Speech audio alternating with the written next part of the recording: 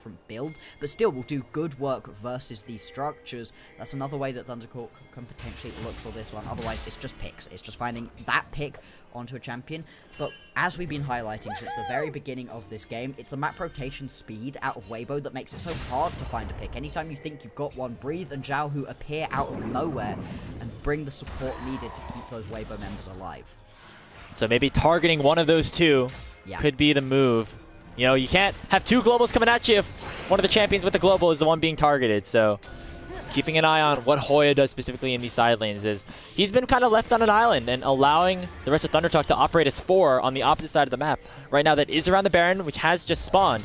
And now it's going to be Weibo looking for a fight with the Weaver's Wall coming through from Zhao, who Feather already being chunked very low, has to flash over the Raptor pit, but will end up surviving for now. Era going for Hoya immediately with the quickness, but does not find the charm, and that is the ultimate and a lot more cooldowns utilized already by the Weibo Gaming support. Nobody on Thundertalk has died just yet. It will be Feather heading back to base, but now the Dragon is up in 15 seconds, and Weibo could potentially pick up a 4-soul Mountain Dragon. As now Thundertalk know that they have to try to answer. They're starting up this Baron and forcing Weibo to make a move. What can you do at this point? I mean, every single time that Feather steps up, he just gets chunked instantly. Hoya's come along to potentially join in with the rest of the team. Gets drawn away from the side lane, not exactly what you want to have happen in this situation. You can head straight down on towards the Drake. This is going to be Soul if you can pick it up right here. Oh, Zhao Gran, he jumps in. The Dragon's already at 4,000 HP, jumping in onto Light, but look at Breathe with the unstoppable onslaught. He's found one, and a 2-man seismic shove comes through from Zhao. Hoya will fly. There's the Dragon's at 2,000 HP. Who's going to get it? It's secured by the side of Thundertalk. Zhao Gran somehow is able to pick it up, and 1xN is still alive, kiting out the entirety of Weibo. Getting up Tian. 1xN is popping off. True Shot Barrage does not find its mark on a Zhao, and Thundertalk now with no mana is gonna have to try to get out of this one in a very tough situation. He flashes away for the quickness, but will still get charmed up by Era, and the killing blow is imminent, and Light will pick it up. Satab, the last remaining survivor here for PTT, and even though they're able to pick up the Dragon and deny the soul, they're gonna lose a whole lot more in terms of those kills with Breathe running him down. Zetab just gonna have to keep running away from this one, but this is just time being wasted right now. 15 seconds until Zhao Gran is gonna be back up and available. 40 seconds until 1xN. The push coming through right here for the members of Weibo. Don't know if they're gonna be able to end the game, but with the teleport coming in, it looks like they want to try. They desync the back timers so much. It's gonna be a 3v5. Once Breathe is able to get into here, as the minions will start to crash into these Nexus turrets. And Thundertalk will have one last stand here at this game number 1. Feather's already gone in. Already another seismic shove connecting onto Hoya. He goes down before anything can be said about it. And Zhao Gran and Feather are the last remaining ones alive. 1xN's up in 6, but it will be too little, too late here in game number 1. Weibo coming out firing, making sure that everybody knows that they are here to play in the play-in stage, taking game 1 in 37 minutes. The Weibo victory that we were expecting coming into today, right? We know how strong these guys can be. But what a crazy game, right? We missed, I feel, like, one of the critical moments in this game because it was relatively even. Thundertalk were finding ways to fight back. And then we jump back in, and all of a sudden it's 15-5. Weibo are in such a strong position, and the way they were able to play the map is what really won them that game. The macro was brilliant, using those double global ultis and the teleports incredibly effectively to just always have extra member at every single one of these fights. And it seemed like things were a little bit too easy to predict for on Thundertalk's side, where Zhao Gran was finding opportunities to go in with his Grand Starfall on the Pantheon, but as soon as he showed up, it seemed like 2 more members of Weibo were there for him in time. And so the map setup for Weibo, very good. This is a bit of a different look from the team that we saw really struggle in the back half of this regular season, the team that lost to Thundertalk 2 games to 1. So if they look like this the rest of the series, you know, they could be absolutely the favorites to continue to run away with this one and maybe even be a threat in the playoffs. Absolutely. I mean, when they played previously back in the back end of Week 6, early Week 7, Thundertalk were able to pick up the win. And it felt like they were able to do that because they got themselves big early leads. So I understand the draft that you had, for the most part, out of Thunder Talk. I just felt like the Yorick didn't really fit with it. They weren't able to get that much success out of Hoya. He was kind of keeping them in it in the later stages where he had the push going. It kept Weibo honest. But at the same time, without any of that straight up 5v5 prowess that Thunder Talk are so good at, without that early game power to play through in the top side, in the bottom side, there wasn't really a way for you to use that power of the Pantheon that they had drafted for themselves for Zhao Hongren. Thunder Talk, they need to get themselves early leads. Once they have them, they seem to be able to hold on to it. But in this game, they just never really got themselves into a lead. The gold was pretty much always in the favor of Weibo. And a really big shout out to the backline carries of Weibo Gaming in this game. Light got so incredibly powerful on the Xayah, and Xiaohu really came to play. Again, I've been pretty critical of Xiaohu this season. He has not looked up to his peak form like we've seen him in past seasons, but in this game specifically, Blockster, he definitely did do his job. He was able to deliver here for his team and set up the big plays necessary for Weibo to take this game number 1, as they were in control of this one for a large portion of it. There was a couple of times where Thunder Talk were finding some fights back. They were able to get that dragon. I'm very curious to see. I think it was 1xN maybe who stole it away. Yeah. Incredible from him specifically. He's definitely the ace of this game if you are Thunder Talk. But for Weibo, they don't care about that because they're up 1-0 in this series. They're going to be very happy with picking up this first one. As we have a look back at some of the highlights, I would like to talk a little bit more about 1xN, to be fair, because that was a peak 1xN game where he does everything in his power to be able to win that game. We saw it in that last team fight where he was kiting for the majority of it, trying the absolute best to keep himself alive. Ran out of mana in the end, which is what ruins his day. But it's just so unfortunate for him because the whole rest of the team just aren't stepping up in the same way. They aren't able to really play around him in a way that can really highlight the talents of this kid. And it's just unfortunate to see. Like we said, though, for Weibo, it's just quicker map rotations. Every single fight that we watch Breathe teleport into or use that ulti to come and join into, Weibo win as soon as they've got this Scion in the game. And there's a reason we highlighted it early on as one of those very strong champions, one of these picks to watch. It's busted at the moment, I gotta be honest. Yeah, despite the fact that Xiaohu and Light had really great games, I wouldn't be surprised if the player of the game actually go to Breathe here on this Scion pick, just for the amount of team fight presence he was able to provide. I mean, Hoya got a couple of turrets and had the gold lead, I think, by the end of things, but that's not going to matter if you end I think he ended 0-4-1. So if we are not contributing in any way and we're not winning the game here, it doesn't matter how much farm you're up if the Scion just has more impact. Exactly, there's just so much more that you can do with the Scion unless you get super far ahead as the Yorick. If the Yorick manages to maul that first tower for all of its tower plates, get yourself that early item really quickly in the game, yeah, maybe you're going to be able to play out the rest of this one, but time and time again, we're seeing here, obviously you can't watch the minimap in these fights, but there's not really any tower pressure going through at the point at which Breathe is buying space and time for the main carries. You can see Tian constantly jumping forwards, absorbing so much pressure as well, has so much survivability inbuilt to his kit, and got the GA at the end as well to keep going. And if we see similar kinds of drafts, right, where Weibo have got a lot more options, a lot more lanes to try to play around, I could see this series going in a similar way for games number 2 and 3. 96 HP on that dragon, by the way. It didn't end up mattering, but we can appreciate the 1xN gameplay here just a little bit more before we go into our discussion of game number 2. He played this fight out really nicely. The one downside of Fearless Draft is you don't get to see players on the same champion again, especially if they perform really well on it. So we're not going to see another 1xN Ezreal performance in this series, but still a lot more from him potentially to come, as Weibo are up 1-0, and Thunder Talk are going to have to come up with some sort of solution to make sure they don't fall behind in that early game like they did in game number 1. I think if Thunder Talk want to play through the early stages of the game, they need to index into it a lot harder, right? In this game, it was very much them sort of tiptoeing around wanting to be an early game team through the Zhao Hongren Pantheon, but then also wanting some more late game insurance to play around, and it just didn't work out. They need to commit to this one in this situation, I think. You need to fully go in for an early game composition or a wombo combo teamfight composition. I think Thunder Talk need easy to execute kind of compositions to get themselves working especially, and they've really looked good when they can get 1xN onto things like the Lucian. Maybe you can find a Lucian Nami angle. Maybe you can find yourself a Kalista or a Kai'Sa angle. Some of these very early aggressive champions in the bottom side of the map. Have a look at the player of the game, though, and it is going to go over to Zhao, who he had a very impressive game. Almost 100% kill participation, and it was 100% kill participation during the very early stages of that game, and you could feel it, right? He was everywhere.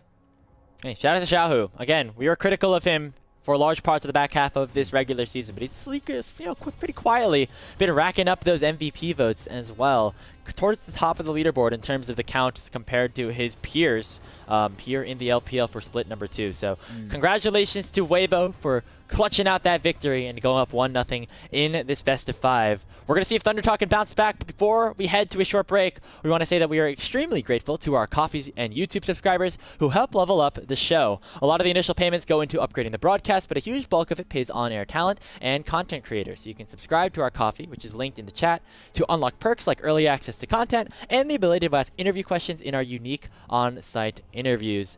And you'll also be able to see your name on screen once a month. We'll get that on your screen after this short break. So stick around. We'll be right back with coverage of game number 2.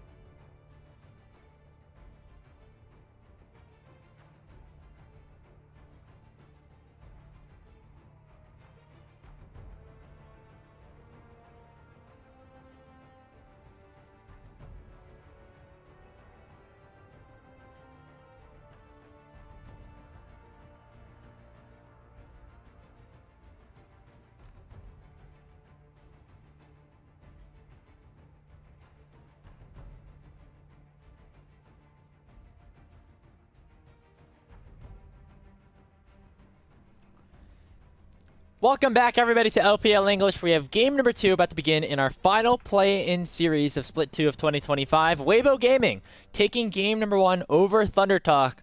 And we'll see if we'll see Thunder Talk bounce back or if it'll be more one-sided series in Weibo's favor. But before we do that, I have a quick question to ask you. Have you ever heard of MOBA Trainer? It is a new app that teaches you League of Legends through a series of puzzles. You can boot up a program and work through the puzzles every day to improve your game knowledge by selecting a puzzle from a map, answering questions, and unlocking more features. And we're going to do one right now as we are waiting for game number 2.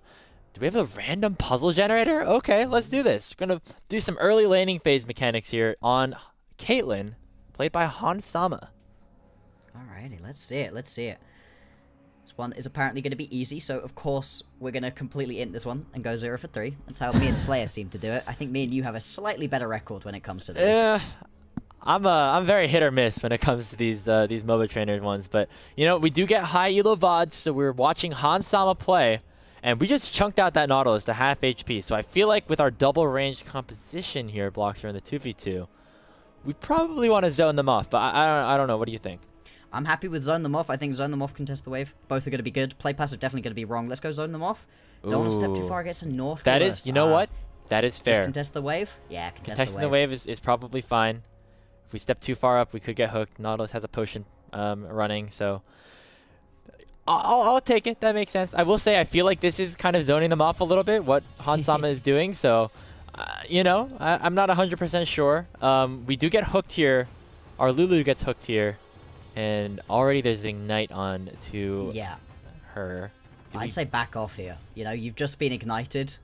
We have double support. We have double like defensive summoner spells. We should be okay to just true. back off, I think. Yeah, just back off? Alright, let's try just back off. Win the extended fight. We suck at this. Okay, well, apparently we can win. I don't know bot lane matchups too well, but it seems like backing off to me. I don't know.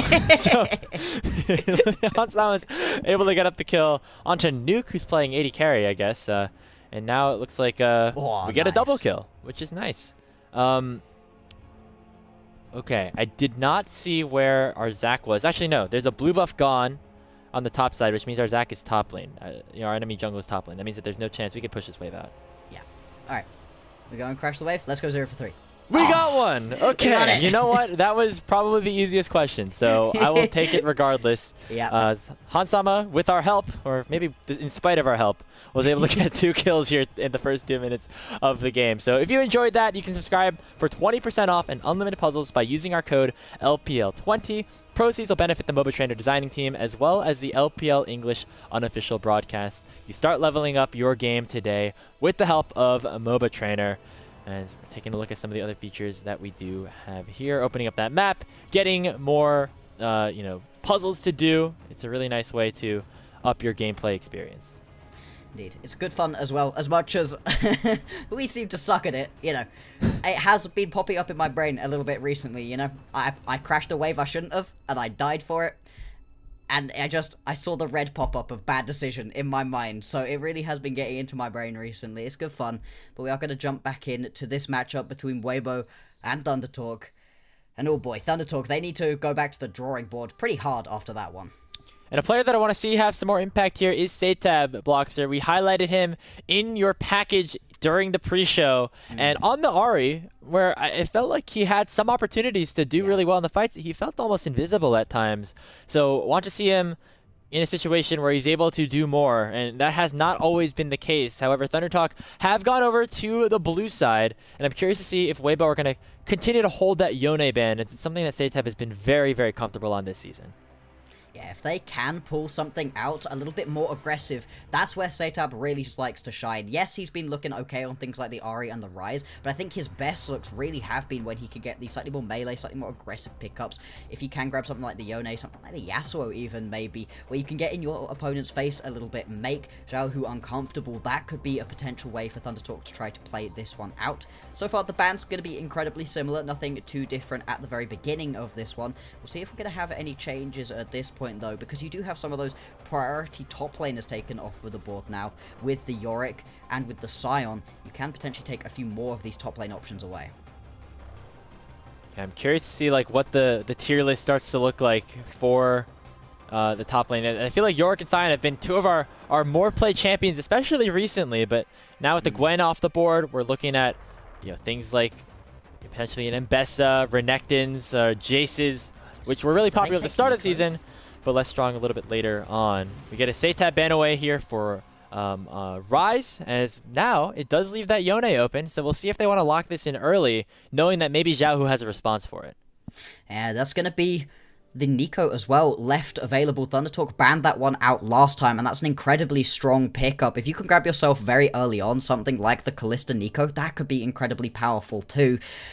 Also, the Neferi, it's been one of those highest pick ban champions that we've had throughout the entirety of the LPL so far. Going to be grabbed right here. That's another one of those aggressive early champions, but it also has that late game scaling aspect with it too. A very much good champion for Xiao Hongren, but yeah, as we were highlighting, as soon as you leave the Nico up and available, it feels like it's one of those champions that as soon as it's not banned, pretty much everybody just slams it. And this is the first champion that Era played with Weibo when he was first subbed in to the roster. One of the champions that he really made a name for himself on. Popped off on it against JDG specifically. We saw a clip of that in our package earlier today. And not only is it a strong champion, but somebody like Erha was playing it even before it got super popular and risen up higher in priority with the introduction of the Spirit Blossom patch. So seeing this one get locked in, no surprise whatsoever. I wonder if that does mean we're going to see the Kalista here for Light. Something like the Kaisa has also been popular alongside the Nico. But it looks like instead we're going to see a Galio locked in. Now this could be pretty flexible, but I imagine this goes to Xiaohu to allow for Breathe to get on a little bit more of a higher agency champion. Yeah, give Breathe that little bit of unlock. He's had his Scion duty for the day. Now he gets to play something a little bit more fun, potentially. The Nico does pair up really well, like you said, with the Kaisa and the Kalista, but you can pick those a little bit later on into the game. The Nico is just strong in and of itself. It just helps it a little bit to have some early laning priority in the bot lane, but it's going to be very hard to get yourself early lane priority up against the Lucian Nami. This has been one of the strongest bot lanes that we've seen. 1xN especially has been absolutely popping off on this champion. Feather also looked great on this Nami as well. So I really like what Thundertalk have done for themselves. We wanted them to index more into these early game style compositions, and so far so good. Yeah, I mean, the Lucian Nami kind of synonymous with having that early to mid game power, especially once you level 6, you can rotate towards the mid lane and really just generate a lot of priority, especially against somebody like a Galio, if that does end up being the pick for Xiaohu here. It will be a Wukong to round things out for Tien in the jungle. I did also want to mention that, Xiao Hongren locking in this Neferi is not only a powerful pick for himself, but it was one of Tien's most played and most successful champions throughout the season. Taking that one away from his is going to be huge, and just getting it off of the board for any of these remaining games as well. Now, as much as we are praising what Thundertalk have got for themselves, and I do like the initial bones of this composition, it's very short range, and the Neferi needs to be up close and personal to be doing the really big damage. So does the Lucian, and that's going to be bringing you within the range of all of these champions right here for Weibo. They've got themselves a decent start towards a wombo combo composition. I do wonder if Thundertalk are going to feel like it's necessary to get rid of something like the Misfortune right here, because that could fully unlock this straight up 5v5 wombo combo. Something like the Orianna would have been good too. Obviously, Thundertalk took that off the board already.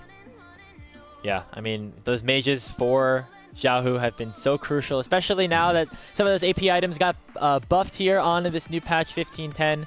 Xiaohu feeling pretty comfortable for himself, but I still imagine he's going to be taking that Galio here. The LeBlanc ban, nice respect thrown towards Seitab as well. This is another one of his pocket picks that has kind of emerged throughout the season for him, as those are the two champions that go alongside that Nico very well, Blockster. So it's going to have to be some adjustment for Weibo. It's just going to be Light locking in the Misfortune to add a little bit more to that giant circle of damage composition that they set up for themselves.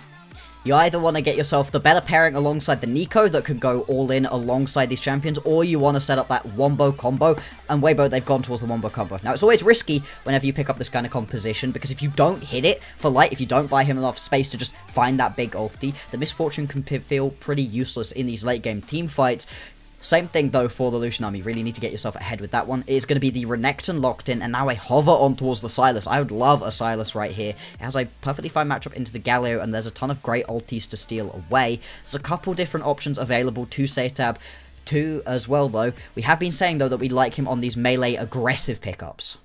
And it is going to be that, Silas, locked in here. However, I will say that ThunderTalk really have thrown themselves into one style of composition, which is that death ball. They're just going to be running straight at you.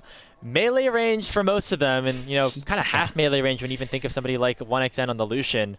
And Weibo have a lot of good tools to dissuade that, right? You have the Pop Blossom, you have a huge chunk of AoE damage and AoE knockups, whether it's from the Galio, the Wukong, and especially if you combine that with the bullet time of Light. So I feel like overall, even though ThunderTalk got a lot of comfort in their draft, I feel like Weibo overall happy about how their composition plays against what TT do possess. I'm a little bit worried about Weibo. Yes, I think it works well into the sort of deathball composition that's jumping into you. Super short range composition out of ThunderTalk. The longest range champion you've got right here is sort of a toss-up between Zhao Hongren flying in with the ulti and the culling from the Lucian. Everything else is going to be very short range, dragging you into where Weibo want to be playing. At the same time, though, Weibo could run into a situation where they're kind of lacking in the damage, They have got a lot right here riding on what Light can do with this Misfortune, and as we've been saying, the Misfortune, it's a risky champion. If you step a little bit too far forwards, dies. If you don't find that big ulti, doesn't deal a lot of damage in the late game team fights, and into the Lucian Nami, yes, can kind of go toe-to-toe early on, but if you make a single misstep and get hit by a bubble, you just die.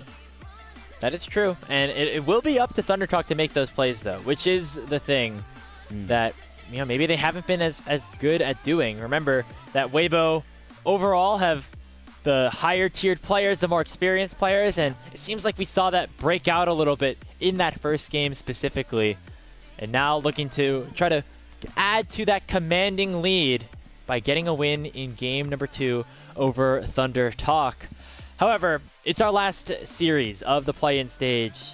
We don't want this to be a one-sided one. We don't want this to be a 3-0. We want to see ThunderTalk provide some fight, provide some value here, and make this a even series. We'll see if it happens as we have loaded onto the Rift, getting ready for game number 2 of ThunderTalk versus Weibo.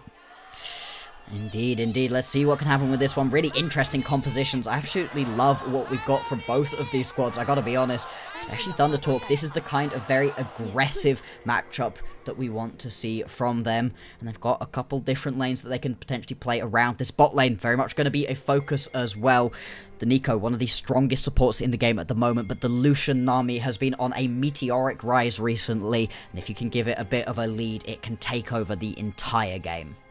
Yeah, and you can see that Light and Era trying to adjust to that reality to make sure that they stay alive in the laning phase. They too have double defensive summoner spells in the barrier and the heal. Era also going for the Comet to make sure that he has a little bit of extra poke power. And it's going to be the Electrocute build for 1xN, just for maximum burst. This has been the meta that we've seen on these Lucian Nami picks. One quick last look around the runes before we get into this one. I want to point out that Satep has gone for the Grasp of the Undying for a little bit of extra trading power and sustainability in the laning phase. And it really does help you into this Galio matchup, because the Galio can do a surprising amount of damage in these quick burst combos, but the sustain should very much be on the favor of Satep. Even without that grasp, now he should be absolutely fine to just sit in this lane, get himself into a good position, and you've got so much that you can do with this champion. Good little sidestep as well, and the ultis available to you are huge. Anytime that you can steal away this hero's entrance especially, that just means you can follow the map movement. Xiaohu. Look at Satep. I see you, Satep, doing some damage with the laning phase Grasp procs, forcing Zhao to below 100 HP. I think he knew that if he flashed after him, Zhao would just immediately flash away, so he's just going to take the HP advantage and be happy with it. Yeah, should be more than happy with this one, and as we've been saying, right, with all of the survivability, the sustainability that he has. Oh my god! Look at the buffer! Going through that Justice Punch to land the Abscond Abduct, and it's going to be Zhao forced to go back to base early. And this is what we wanted, right? This is why we highlighted Satep as one of these key players to watch going on forwards, because he can play incredibly well. He has these high highs, it's just he hasn't been consistent with it recently. Zhao Hongren potentially looking for an early gank here down in the bottom side. I don't know how much he's going to be able to do, just given the lack of crowd control here on this Nefiri. And so it looks like the Glizzy's just going to run his way back up to the top side of the map after taking the first 3 camps, meaning that he will be a little bit more delayed on his clear now. Slightly slower onto this one. You can see the full clear pretty much already come through out of Tian. He's going to be more than happy with the way this one's been played out early. And he's going to be a big part of this Weibo composition, a big part of the early CC, the initial engage that should hopefully set up for the rest of the players. Hopefully if he can get far enough into the backline, that's a great way for Xiaohu to use that hero's entrance and go and join in with the rest of the fight. And we saw from Weibo how effective they were in the previous game at pulling members into these team fights, using these snap decisions to get them into these fights. If they can play a similar style again, they've got a great composition for it. Yeah, it's going to have to be the exact same sort of thing, and we didn't see it enough, I think, in game number 1. Or even if we did, it was too easy to predict, especially with Weibo, who had those semi-global ultimates to respond too easily. And they have it again now with Xiaohu on this Galio, but not right now, as it is still level 4 on his mid laner. However, it's still going to be a dive imminent here for Weibo Gaming. They're going on the 1xN, Tian flashes over the wall, and with the cannon form that Era's picked up, meaning that the tower can continuously be aggroed, Feather is going to drop as well, and a beautifully juggled turret dive successful for Weibo Gaming. Gorgeous right there. Like you said, Erha using the tech where you pick up the cannon minion, it means that those turret shots deal a heck of a lot less damage to you. You can juggle that aggro so effectively. Everybody gets pretty low, but nobody goes down onto that one, and the kills go where you want them to. Light and Tian both pick themselves up kills off the back of that one. And we were talking about how you want to use the early laning power out of 1xN and Feather. Well, this is the thing, right? The Misfortune and the Nico, they can go toe-to-toe, and they've got so much CC available to them alongside the Wukong. That dive just works out beautifully. Yeah, while the early game of Lucian Nami is good in the sense that you can win certain 1v1 fights if you go all in, the poke from Light and Era is just too much, and the range advantage is certainly there, and you saw that going into the dive. And now 1xN is down 15 CS, and Light's been able to pick up a full BF sword compared to just the long sword of 1xN. So in terms of that complete power level right now, certainly Light having the advantage. Very much so, and this is what you need. Weibo, they could run into a situation where they've got a little bit of a lack of damage, kind of low damage composition, if you don't get these main carries ahead. So Light getting this early kill, being able to get back into lane with that BF sword, just going to keep that pressure up. And when we were talking about engage potential, you've got plenty of different options, but Erha going to be one of those big members when it comes to these team fights. Getting into the back line, finding those big multi-man pop blossoms, one of the best ways to kick off a team fight for a wombo combo composition. And the amount of multi-man stuns you can get through can be huge. Whoa, oh boy. Wow. Yep. That's the other thing, right? Just like that. Era down for the count here in the 2v2. That's the power of this electrocute Lucian. So even though he's down in farm, he gets right back into a good situation, as though it is Feather to pick up the kill. Feather picks it up, yeah. That's the only unfortunate thing. Feather, unfortunately, just about grabs that kill away. You would very much have liked to have picked it up onto 1xN. Now a gank into the mid lane. Xiaohu. Taunted up is Seitab. He's going to continue to dash forward as Xiao Hongren, adding a little bit of extra damage here, but Xiaohu doing a nice job at keeping himself alive. Even in this matchup, that Seitab was able to generate an early lead, and maybe the Dragon potentially started up here by Weibo as more heavy trading comes through for the Sylas. You can see Seitab just using as much of this lane priority as he can. You don't get yourself that kill though, and now you know where Xiao Hongren is. Tian and the squad of Weibo head straight over on towards this Drake. Are going to be able to grab this one mostly. The slow from Ocean is huge though, and Xiao Hongren is here. He's actually jumped in at an HP advantage. It will be a 2-for-1, now a 3-for-1, as it does force Xiao to use that hero's entrance over, but that is a good utilization of resources for Thundertalk. With only Xiao Hongren coming in, you burn a couple of ultimates, and you make sure that more resources are sent to the bottom side. And the Neferi being tricky and slippery as she is at the moment. The E just gives you so much survivability, hops over the wall as well.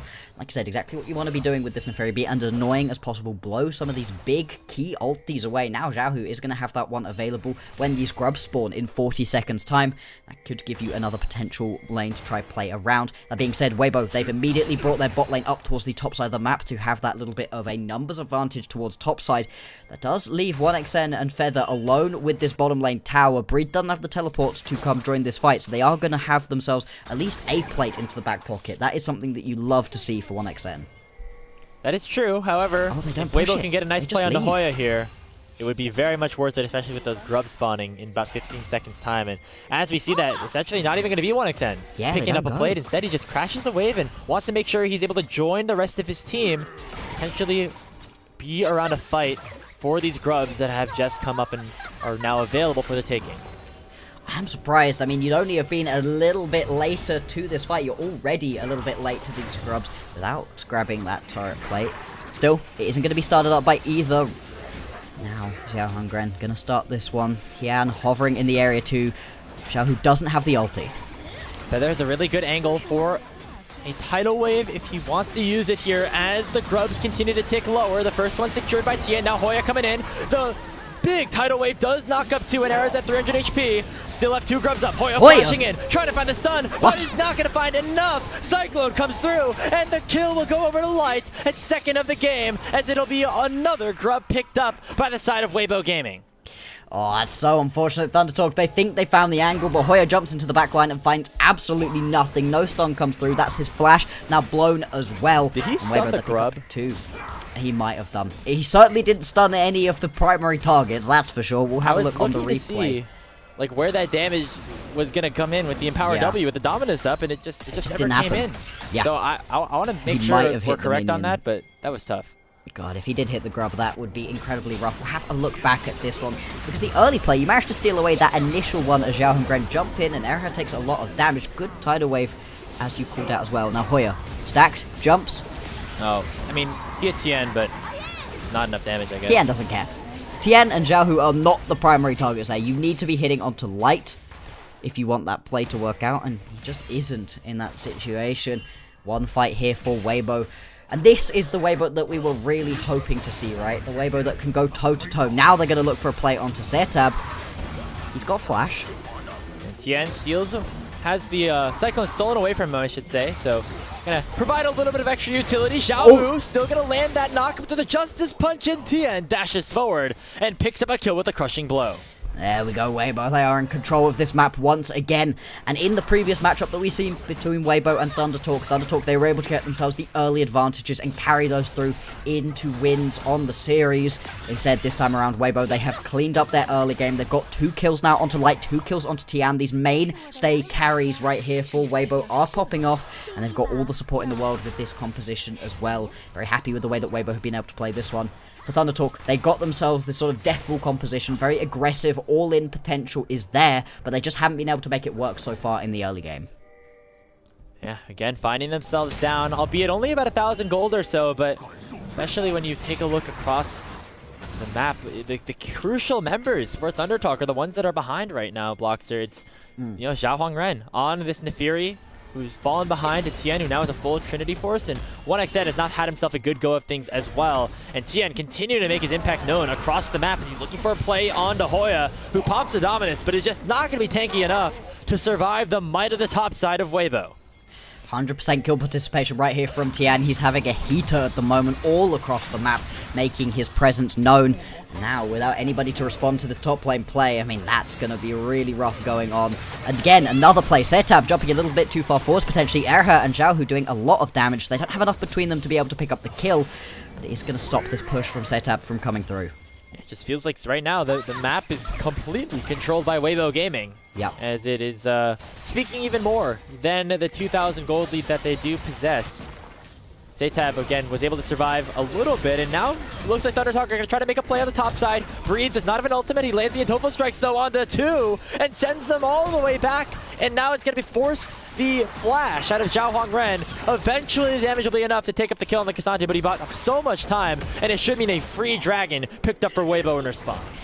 I can understand why you just go towards the top side right now. You're not winning in these 4v4, 3v3 skirmish at the moment for Thundertalk. So instead, head top side, pick yourself up a kill. You've still got another 2 minutes of turret plating left as well. So they're going to be able to pick up a decent amount of those. In fact, teleport going to come through as well. They're looking to grab this tower. They potentially want to grab this as first tower. There are multiple members of Weibo hitting onto this bot lane. It's a little bit of a tower race at the moment. I don't know if they get it. I mean, the grub advantage is already in favor of Weibo. They have just a little bit more damage to do right now. It should be the first tower going over to Weibo if they can finish this one off. The wave is thinning out. Oh man, it's actually a bit of a close race. Here we go. Another wave crashing in. It's going to be Weibo to secure it. That's grub diff right there, baby. Yeah, that's exactly right. One more grub. It means they're able to grab this one a little bit quicker. That's a teleport blown to pick that early tower up, and you don't even manage to grab it. Thundertalk, they're so close to being able to get themselves these advantages, but just have been unable to do so far. defeats had already gone over to Weibo as well, so that wasn't even for anything beyond getting that first tower down. And it is going to be a decent chunk of gold, right? That's a huge amount of turret plates picked up onto a couple of your key carries for ThunderTalk. They're not down and out of this game, but they have once again found themselves in an early deficit in this game number 2. And it's hard to see that, especially when, again, going into this draft, we talked about them having the death ball and wanting to see them have advantages and find leads early in the game. When you have this Lucian Nami that can control mid waves, when you have, you know, these triple melee bruisers up on the top side that really enjoy snowballing, like, you would have hoped that ThunderTalk would actually have a lead for themselves at this point in the game, but that has just not happened. And I think it really is a credit to what Weibo have been able to do in withstanding that pressure and creating pressure for themselves, most notably with Tien on this Wukong.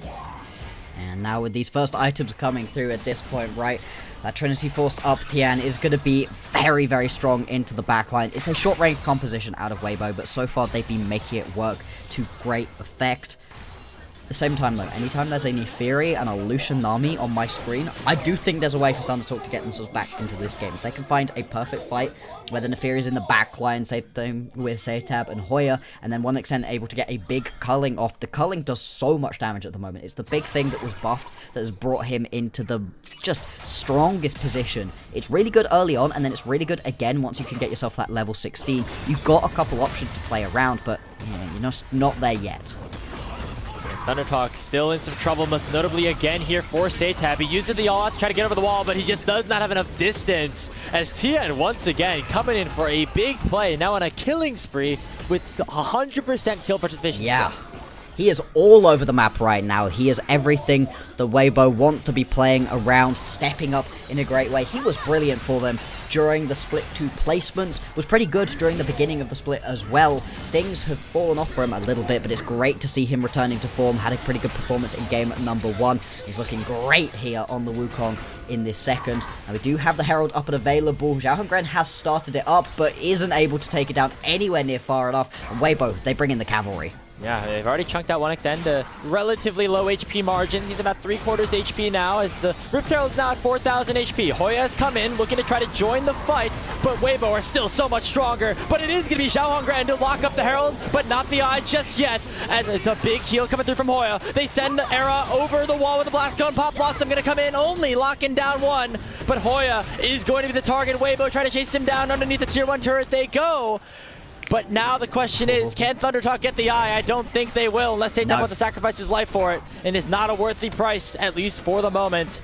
So back ThunderTalk go. They're going to try to protect this tier 1 tower. A teleport is available for Hoya if he wants to rejoin the fight. The question is, will it be fast enough? Xiaohu gets locked up by that Aqua Prison and is forced to flash away. And ThunderTalk actually coming out on top so far. But the question is, can they find any kills? As Weibo looking more for the defensive, but have set up a death brush here. Setab going to get caught out by Tien. Light going to dish out a lot of damage here with those double ups as well. It is going to be nobody dropping so far, with Zhao Hongren now looking to try to cut people off here. Going into the Raptor pit. Oh, they Light. Jump in. They might have found Light. He still has both of his summoner spells available, so will not be targeted very much. Setab going with the Abscond Abduct. How has nobody died? Get it! Oh! Setab, a 4-man Pop Blossom, has still not found a single kill. The bullet time will reign in and find it onto the Silas. And overall, just a 1-for-0 at the end of the day. Light finally finds a use right there for his ulti and manages to pick up the final kill. What a mess of a team fight. The fact that barely anybody dies in that one is crazy. Setab finally goes a little bit too far forwards. And off the back of that, right, one person dies and nobody gets the Herald. Oh, this is what we were expecting out of ThunderTalk Weibo. This is peak. This is peak bottom of group ascend here in the LPL this split. What a way to close out the play-ins, right? One last spot for playoffs. And now we get into the question of, like, who is top esports going to pick, because that's how the bracket does end up working out. Might be one of these teams, depending on how the series does work out. I mean, Weibo possibly able to somehow keep themselves all alive. It seemed like a bit of a gold dip at this point, as Setab found a massive Pop Blossom, but with just the Roa in his inventory, did almost no damage with it. And so, because of that, ThunderTalk weren't able to find anything, and now Weibo have the advantage around the Dragon, as they can start this one up and potentially pick up Soul Point for themselves. Weibo once again in full control of the map. Xiaohongren is just taking his red buff at the moment. Doesn't feel like he can go compete for this one. Like you said, that's going to be Soul Point now picked up for Weibo. Despite the fact they've got the slightly better composition, once we get into the mid to late game, until they just haven't been able to find themselves these big early game plays that they're really looking for. That fight was so on a knife's edge. If the gold is a little bit closer during that fight, potentially, they're able to win that one. They're able to finish off those kills on those very low health targets for Weibo, but the wallet diff coming through just in a little way. See it right here. You've got a couple of very key items now being completed. That's 2 items now going to be up and available for both Tian and Xiaohongren, so they're going to be in a very strong position. But the thing I'm actually looking at right now is the fact you've got that rocket belt for Erha, so he's got an extra way to get into the backline for Weibo if he wants to find those big pop blossoms. Yeah, and this is always a huge spike for Nico supports when you have that, plus normally a summoner heal to get you a little bit of extra movement speed. The amount of gap closing that you can get on to the enemy team with your Pop Blossom, even if you don't have Flash, is pretty big and is allowing Weibo to potentially find some angles into these fights, especially now that Tian and Light both have 2 completed items for themselves. It is a Collector picked up to try to burst down some of the squishier members here of Thunder Talk. However, they can dish out some damage of their own as 1xN has that rapid fire cannon, was able to dish out a little bit onto Light in the mid lane. With the rapid fire cannon, you get to do a little bit extra with your poke damage, not have to step so far forwards towards this composition of Weibo. You really don't want to be jumping straight into this Weibo comp. Unfortunately, Thundertalk, they've also drafted themselves a big low range. These fights are going to be bloody, they're going to be messy. It's going to be a real brawl. The next one could potentially be around the Atakan. That's going to be spawning in 10 seconds time. Still got 5 minutes until the Baron's. Ooh, calling. That's a nice fine, shot. but that's a huge chunk of damage down.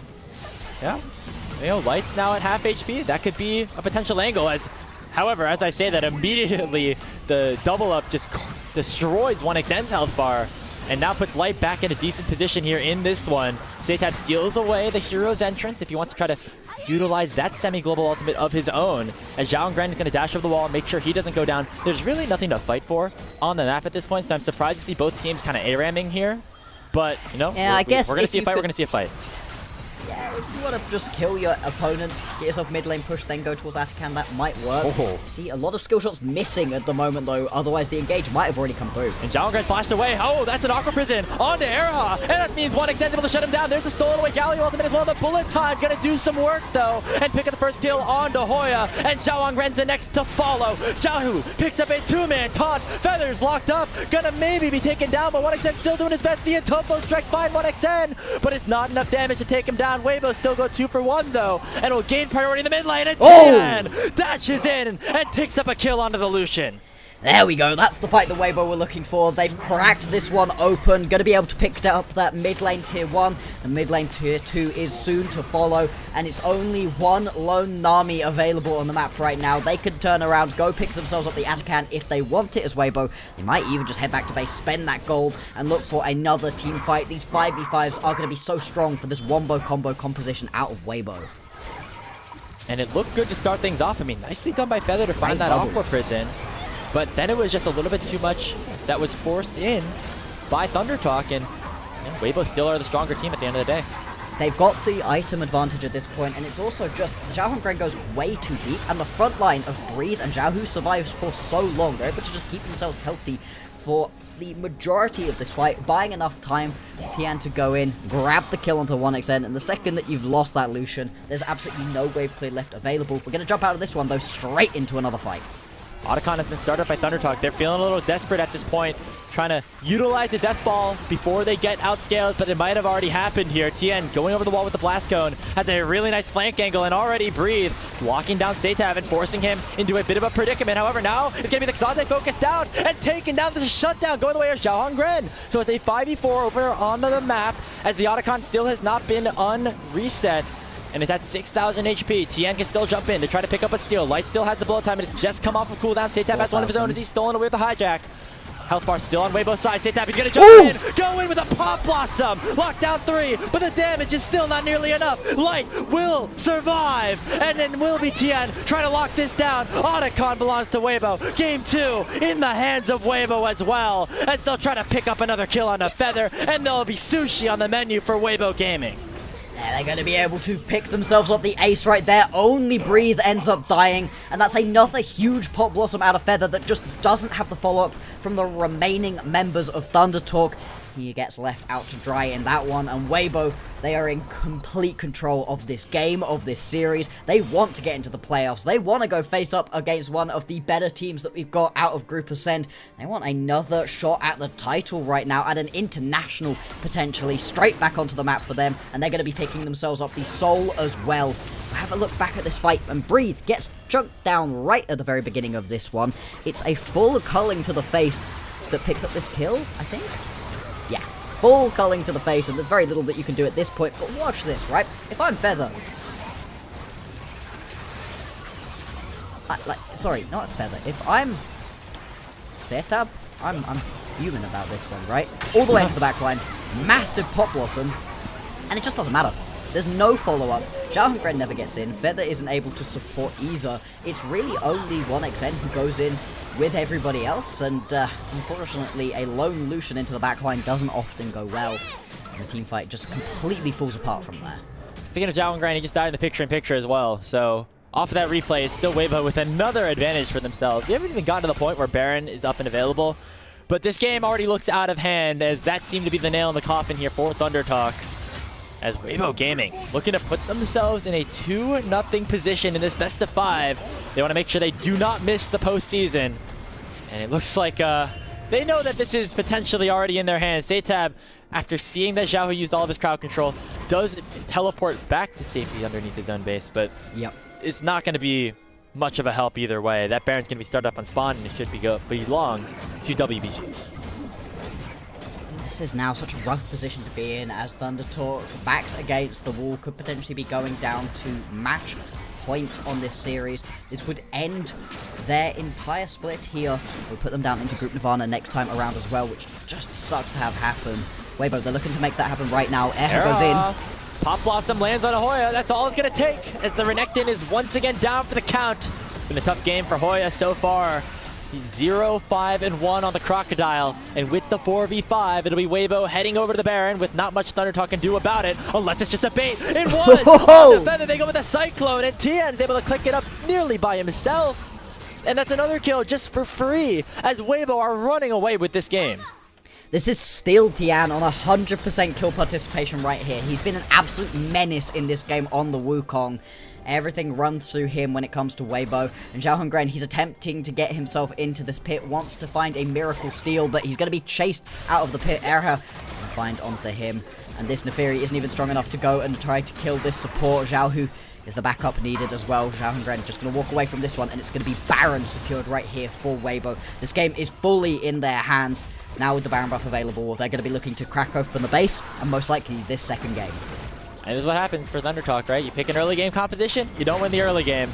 That means that things don't normally go too well for you afterwards, as Weibo just really outplaying TT on all facets of the map. You know, like, TN specifically. Obviously, there's always been questions for Thunder Talk and what they look like now that Beishuan is gone, but it seemed like they were starting to find a bit of a formula with Zhao Hongren on the team. But Tian has really just dog-walked him all series. I mean, no pun intended, given the Neferi's in the game, but that is what it's been like so far. Tian's had him on a leash. Tian has just been so strong. Every single gank that Zhao Hongren has tried, Tian's popped up out of the woodwork and arrived. But part of that is also that Weibo have just got themselves these compositions with tons of map movement. Zhao, who's always available to come join the fight, Breathe, very quick on those teleports as well. We saw it in the previous game too, where you were constantly ending up with a Scion or a Talia into the backline as well. Good bubble onto Tian, means he takes a decent chunk of damage, but it's really hard to kill the Wukong, because you could just do that, grab your clone, that can block up all of the damage from the culling, and now the siege really going to come through. You've got a push going on in the mid lane and the bot lane, nothing in the top side. They don't have multiple waves to play through, but it doesn't even look like they need it right now. Yeah, merely a formality at this point for this game to be in favor of Weibo. Era has stolen away the cannon minion form, I mean, Zaytep knows it, but still can't do anything about it because he's just so weak compared to what this Nico does have in store. Speaking of weak, Xiao Hongren is just that as Tian will claim yet another victim. His 9th kill of the game as he maintains that 100% KP. And now it is one last ditch effort here for Thunder Talk. Zaytep does find a big pop loss though, but he just does absolutely no damage at this point. All the ultis are landing, but it's not meaning a damn thing against the might of Weibo Gaming's composition. There's nothing Thunder Talk can do right now. Multiple Baron empowered cannon minions just chunking through their towers. You see, there's the wave coming in from the bot side as well. Feather 1xN Hoya, they're going to need a miracle right now. Erha into the backline. Yeah, and that should just do it. It's going to be Hoya picking up 1 kill on the lights, but still 4 members of Weibo Gaming strong. Baron buff in their hands, and it should be enough for them to open up this Nexus and send Thunder Talk down to match point. It's Weibo jumping up 2-0. 10-0-12 right there for Tian. 100% kill participation on this Wukong. That's one of the most impressive jungle performances I've seen all split long, and this is the exact moment to be able to pull it out. This is the moment to pull out your peak form right here for Tian. Weibo, they're looking brilliant so far in this series. And this is not kind of what our expectations were lining up for in terms of what we've seen from these teams over the past couple of weeks. Sure, you look at the names, you look at the experience, the historical international pedigree of the players on Weibo Gaming, and you expect them to 3-0 a series like this over Thunder Talk. But that is not what has happened over the last couple of weeks. These teams were both 2-7 in the second round robin. Thunder Talk had the head-to-head victory over Weibo as well. And that is just not what we have seen here so far. It has been domination from Weibo, start to finish, and you have to wonder, has this team finally started to wake up and, you know, realize that it's time to lock in now that we're in the play-in stage? Yeah, I mean, this one has been far more dominating than we were expecting here out of Weibo. I thought the Weibo looked like the better team, and we were talking about it, right? If Weibo can actually play to their ceiling, they should be the better team. They should win against Thunder Talk 100 times out of 100. But we weren't expecting Weibo to hit that ceiling for themselves. In both these games, it feels like they've very much been in control of it from the very start to the very end. We'll see it in the gold graph again. I don't think I've actually seen a Thunder Talk win in terms of gold graph at all so far this series, and that just sucks, right? I'd love to see a little bit more back and forth. I'd love to see Thunder Talk be in a stronger position. At the same time, though, if you are one of these top teams looking at these teams down in the bottom stage, down in the play-ins for which ones you want to pick, currently, I don't think you want to be picking Weibo. I think Weibo have really begun to find their form. Yeah, it's potentially against a weaker opponent in Thunder Talk, but it's going to be giving a little bit of pause to Top Esports there on which of these other teams they want to pick as their first round matchup. Yeah, hey, if you're Top Esports, you might have originally been thinking, hey, we'll just take the winner of the series, but if Weibo just dominate this matchup 3-0, it suddenly becomes an interesting conversation between, you know, a team like them and maybe FPX or even a WE. Like, that is what's so interesting about the playoff format now, is that the top 4 teams, like, in order, get to, like, draft their first round opponents.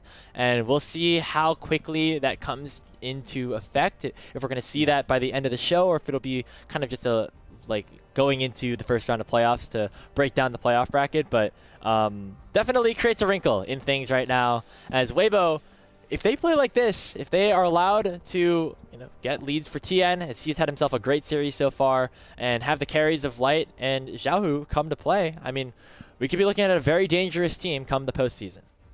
Absolutely. Yeah, we'll have a look at the gold graph right here. There's nothing happening for Thunder Talk whatsoever. From minute 3, they begin to lose out onto the gold lead, and then it just gets worse and worse. This is a very un-LPL gold graph. Usually LPL gold graphs are all over the place, but this one is just a slow climb towards the victory. You could see once again 1xN doing a huge amount of damage for his team, trying his best to be able to carry people through, but just isn't going to be able to. That 100% on the KP as well for Tian. So beautiful. Brilliant performance from him. If he doesn't get the MVP for this game, I will be shocked. Yeah, there's no way he doesn't. I mean, just all over the map. It seemed like whenever anybody on Thunder Talk was stepped up, going for an aggressive trade, or even if they were going for a gank, Tian was right there, had the right play, and we saw it time and time again. I mean, this is where the game really broke open. And we talk about the difference between someone like Tian and Xiao Hongren, and the Nefiri did not have the impact that we were hoping for here in this game. No, there was just no point at which Xiao Hongren felt like he was able to get himself into this game. Was just constantly chasing his own tail in this situation and being chased around by Tien. what can you do? What can you do when the Wukong is just playing like that? Brilliant performances really across the board here from the Weibo members. And again, back to the drawing board. You tried yourself a little bit of an early game with some late game insurance composition. You've tried to play this one out with a very aggressive death ball kind of comp, and it hasn't worked multiple times. What do? Do you draft fully into the late game, grab yourself a Jinx, grab yourself an Azir, and just wait later on and try to play front-to-back team fights like that? I just don't know what Thunder Talk can do to change up the formula at this point enough to make Weibo pause. So far, it feels like they've just been all systems nominal and just running through. And yeah, you know, you can always think about a reverse sweep happening, right? That's one of the most exciting parts of League of Legends, when a team is down 0-2 and is able to you know, come back and shock the world and really making their opponent feel bad about themselves as well. But the way that we have seen almost zero signs of life from Thunder Talk here in this series makes it really hard to predict any sort of opportunity for them to come back. I mean, we're going to see a drastic shift in both how they are playing and how Weibo play if we want to see any sense or any chance of that happening here. Yeah, it's going to have to be a little bit of a miracle right now for Thunder Talk. They're going to need to be revived at this point, because at the moment, it kind of feels like they were dead on arrival in this series, which really sucks. We were hoping for a super back and forth, super close one. We'll obviously get ourselves the player of the game in just a couple of seconds. The only other thing to note is for our own personal stakes in this game, you predicted a 3-2 to Thunder Talk, so you're hoping for the reverse sweep right now. In terms of the overall prediction champions, me and Slayer both predicted that it was going to be a win right here for Weibo. I had 3-1. He had 3-2. So I feel like I still win, right? If they 3-0 here. I'm slightly closer, right? But you're slightly hoping for Thunder Talk to win this one. I am. Because you want the 100%, right? Like you want the 8 for 8. Both game score I want to and be 100% series winner. correct. Yeah. All the way. We'll see. I mean, I find it hard to see a situation where Thunder Talk can win if they're playing that way. Need to have big step-ups all around, I would say specifically from Zhao Hongren. As we can see, his opponent in Tien was the winner of that Player of the Game award. Once again, as you mentioned, 100% kill participation, 5,000 gold lead by the end of this game, and just never put his foot off the gas and never really gave Zhao Hongren the opportunity to have an impact at all here in this game. Absolutely. It's going to have to be a miracle here at Thunder Talk. They're going to have to find a way to get themselves an early gold lead and then hold on to that throughout the rest of the game. But it has very much been Weibo in control of every stage of the game so far. And will it be just that clean sweep, or can Thunder Talk come back here a little bit, make things interesting, start that path towards a reverse sweep and potentially staying here alive in split number 2 of the LPL? We'll find out once we return from this short break. Don't go anywhere. We'll be right back.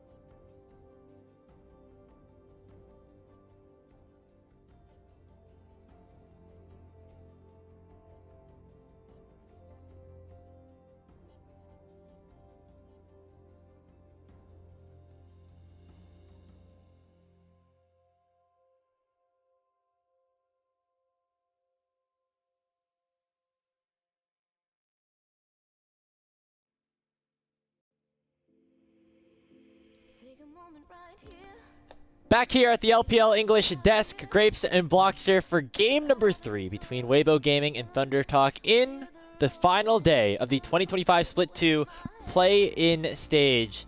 We have locked in 3 spots for the postseason already through these best of 5s, and one more could be secured by Weibo Gaming if they win this next month. If they're going to be able to put themselves over the last little hurdle right here, get themselves into those playoffs, a spot in which we were really not sure Weibo would be able to get during the mid stages of this season. They were just so back and forth, so many games where it looked like they should have been able to win them and just weren't, so many games where they didn't even show up. Not the Weibo that we were expecting from Split 1, not the Weibo we were expecting from the placements either, and now right here on the cusp of overcoming Thunder Talk to get themselves into the playoffs. It's so exciting. I mean, a big step up from what we've seen from Weibo Gaming, in that second round robin, where again they went 2-7 against all 9 opponents in Group Ascend. Definitely not a position that it provides a lot of confidence for what their hopes could be in the playoffs. But against Thunder Talk so far, it looks like they've started to really come to life. And for TT, their hopes of advancing to a second straight playoff stage after they made it their first ever, I think, in their history, just last split, in jeopardy, in severe danger. And, they're going to have to come back, do the unthinkable, a reverse sweep against Weibo Gaming if they want to have that opportunity. Yeah, for them to be able to pull out that reverse sweep would be crazy at this point, considering they haven't had a gold lead all series long. They haven't been able to put themselves into a spot to win at all. And that's in part been through the fact that Zhao Hongren just hasn't been able to play the game. Tian has had his number. You said dog walked in the previous game, and that's absolutely right. It has been such a rough look for this Thunder Talk jungler, and to be honest, I'd really enjoyed watching him play once he jumped in replacement for Bechuan. I thought he'd been looking pretty good overall, but in this game, he just hasn't been able to find that same level of success, and that means his lanes aren't getting ahead, and there just isn't a way for them to get those early laning advantages. Yeah, he very much had a slow start to his career in the LPL as, again, replacing Bechuan kind of on a whim going into the second round robin as a player that was not necessarily deemed as like a top-level talent in the LDL even, but he's filled in nicely, especially as the season has progressed, as Thunder Talk were able to pick up wins against Weibo and NIP to wrap up the season towards the back half of things. But we have not seen too much of that success here today. A little bit more of what the struggles were looking like for Zhao Hongren in the beginning of his time here on TT, where he was going in a little bit too aggressive before the rest of his team was able to follow up. We saw that multiple times on the Nefiri. However, we did want to see him have early agency, as we mentioned in our keys to the game. So there has to be some sort of balance where Zhao Hongren is able to find kills and find opportunities to give his team leads without over-indexing himself too much in certain positions. Absolutely. I do wonder if potentially the Vi gets let through at some point. Weibo have banned that out for the first 2 rounds. Potentially, if that goes through, that could be a pretty good option for him to be able to play these early aggressive styles. There's a reason that the Vi was one of the highest pick ban champions for us. So much early aggression can really come through for this champion. Otherwise, for Thunder Talk, I think they just need something incredibly easy to execute. A tank for Hoya, a decent longer range mage for Setab, and just play around 1xn. Give him something like the Jinx potentially. That was his best looking champion during split number 1 of 2025. Maybe you just go back to that, a normal front to back looking team composition, and just try to make it work from there, because all of these other attempts so far from Thunder Talk have produced no results whatsoever. I mean, if we want to go a completely different route from what Thunder Talk have looked for in these first 2 games, which was more of an early game focus, especially in their mid jungle. What just got buffed here on 25-10? It was Smolder. It's a champion that can scale very much into the late game, that could fit the playstyle of somebody like 1xn if Thunder Talk want to put their eggs in that basket. But right now, they just got to come up with anything to make sure their eggs do not just completely crack all over the floor and cause a huge mess, because that's what it looked like so far. It's going to be Varus locked in as we have really sped through the first ban phase as well. Thunder Talk back on the blue side, by the way, after losing game number 2. Yeah, they're going to look to repeat it right here, pick themselves up the Varus, and the Varus B1 has been a staple throughout the entirety of the split so far. It's such a strong pickup. You can go for that slightly more aggressive style, or you can sit a little bit further back with this one too. And it's going to be a lock-in right here of the Jhin. Light has had a pretty good series so far. Hasn't really been called upon to be that mainstay carry because everybody else has been popping off, but has been dealing plenty of damage, supporting everybody so well. They keep moving back towards the hover of this Nidalee. I'm slightly worried we're going to see something a bit crazy here. Well, it's going to be Jace instead. Now, this is a pick that has fallen a little bit in priority, but is still very strong, especially now that the Scion has been fearless away from anybody on Thunder Talk's side. And overall, happy to see Breathe kind of on a champion that has a little bit more agency, right? He's paid his taxes, he's done his Cassante Scion duties. Now he gets to potentially play something that does a little bit more in terms of his power and in terms of his DPS. Give him a little bit more agency to really do his own thing in this matchup, because I gotta be honest, he's had Hoya on a leash as well, right? Hoya hasn't been able to pop off in any of these games either, so with this Jace, he's looking to get a little bit more aggressive potentially. Also, with the Rumble taken away, that's another one of those very aggressive top laners that you don't have to worry about now. This is a Satab special, though. We are going to get the Akali, one of his best looking champions. We've been talking about it, right? AP Assassins is where he really begins to shine. Loves himself the Akali, loves himself the LeBlanc. Gonna go towards the Akali right here. And this gives you a little bit of backline threat that can make something immobile and squishy like a Jhin pretty uncomfortable in these team fights. Yeah, you mentioned it. It is something that Satab always kind of goes back to as an option that can provide himself a lot of value. He's looked much better on the melees compared to these control mage backline champions here in the mid lane for Thunder Talk. So it's a good walk in for him. However, it's going to be matched by the Aurora for Xiaohu, who does have a lot of defensive abilities to maybe get away from some of the stuff that Akali wants to do and can maybe outrange her a little bit in the laning phase. So could provide for a tough start to this one for Satab as we head into the second ban phase. Top laner is early the focus for Weibo. And it's going to be supports being taken off the board right here by Thunder Talk. They don't want to see the Leona into their Nautilus right now.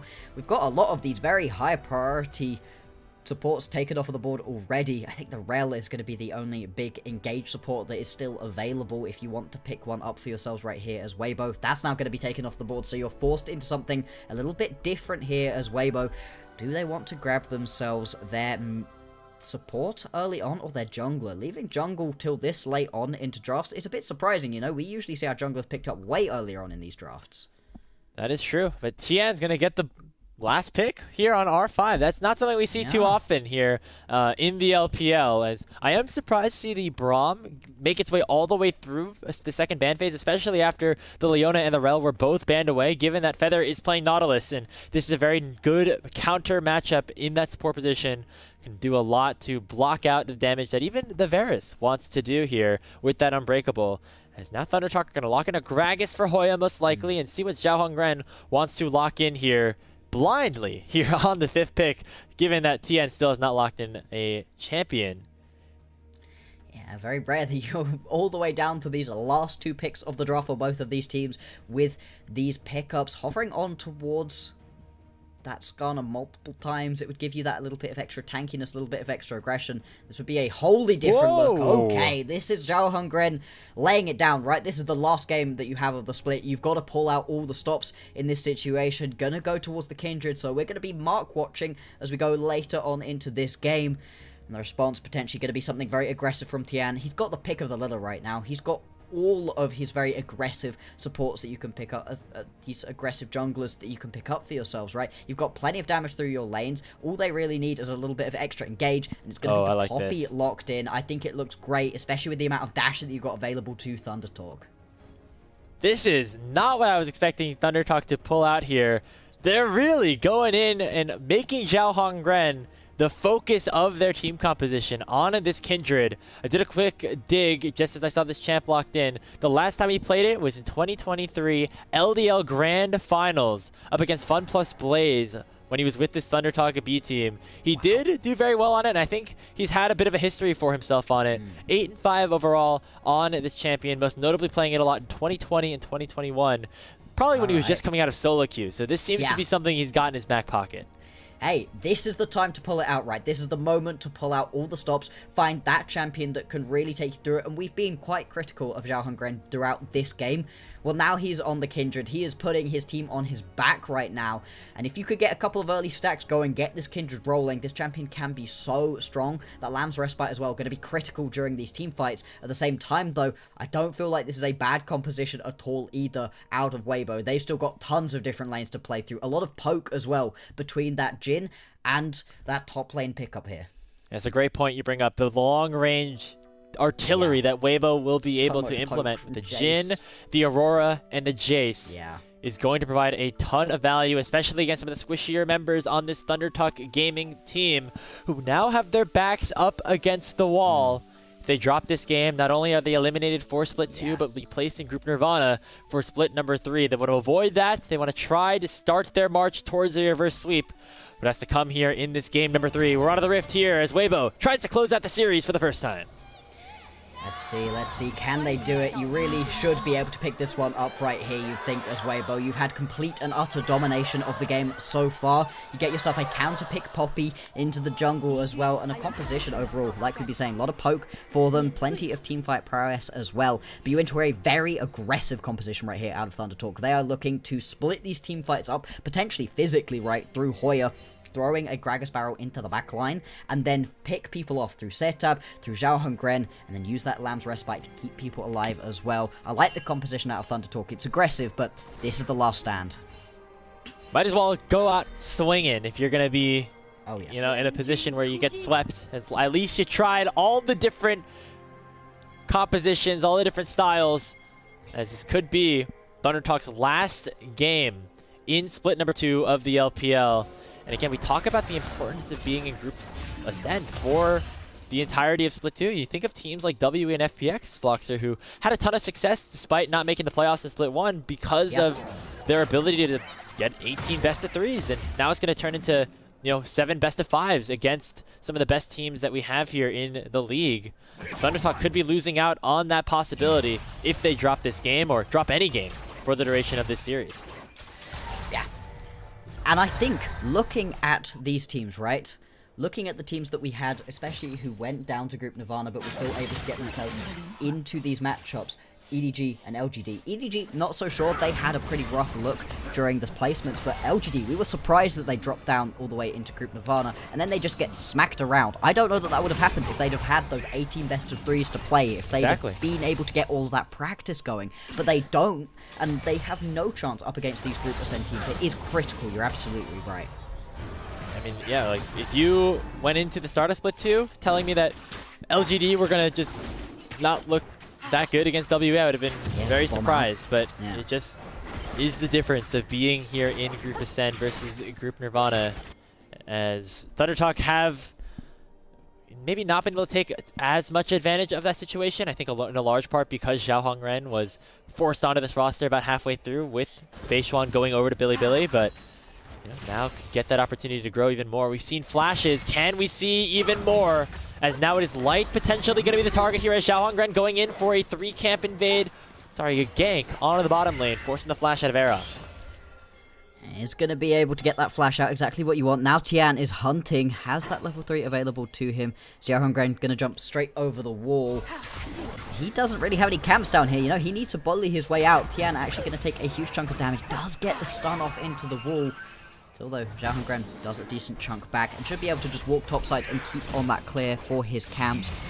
It will be the end of the world that he gets pushed around right here. I think Tian was able to steal away a camp for himself though, so is going to put himself into a pretty good spot. But the 50-50 for the first mark is going to come up. Zhao Hongren here, he's going to be able to walk topside and grab that scuttle. You can see pings going down potentially from the members of Weibo.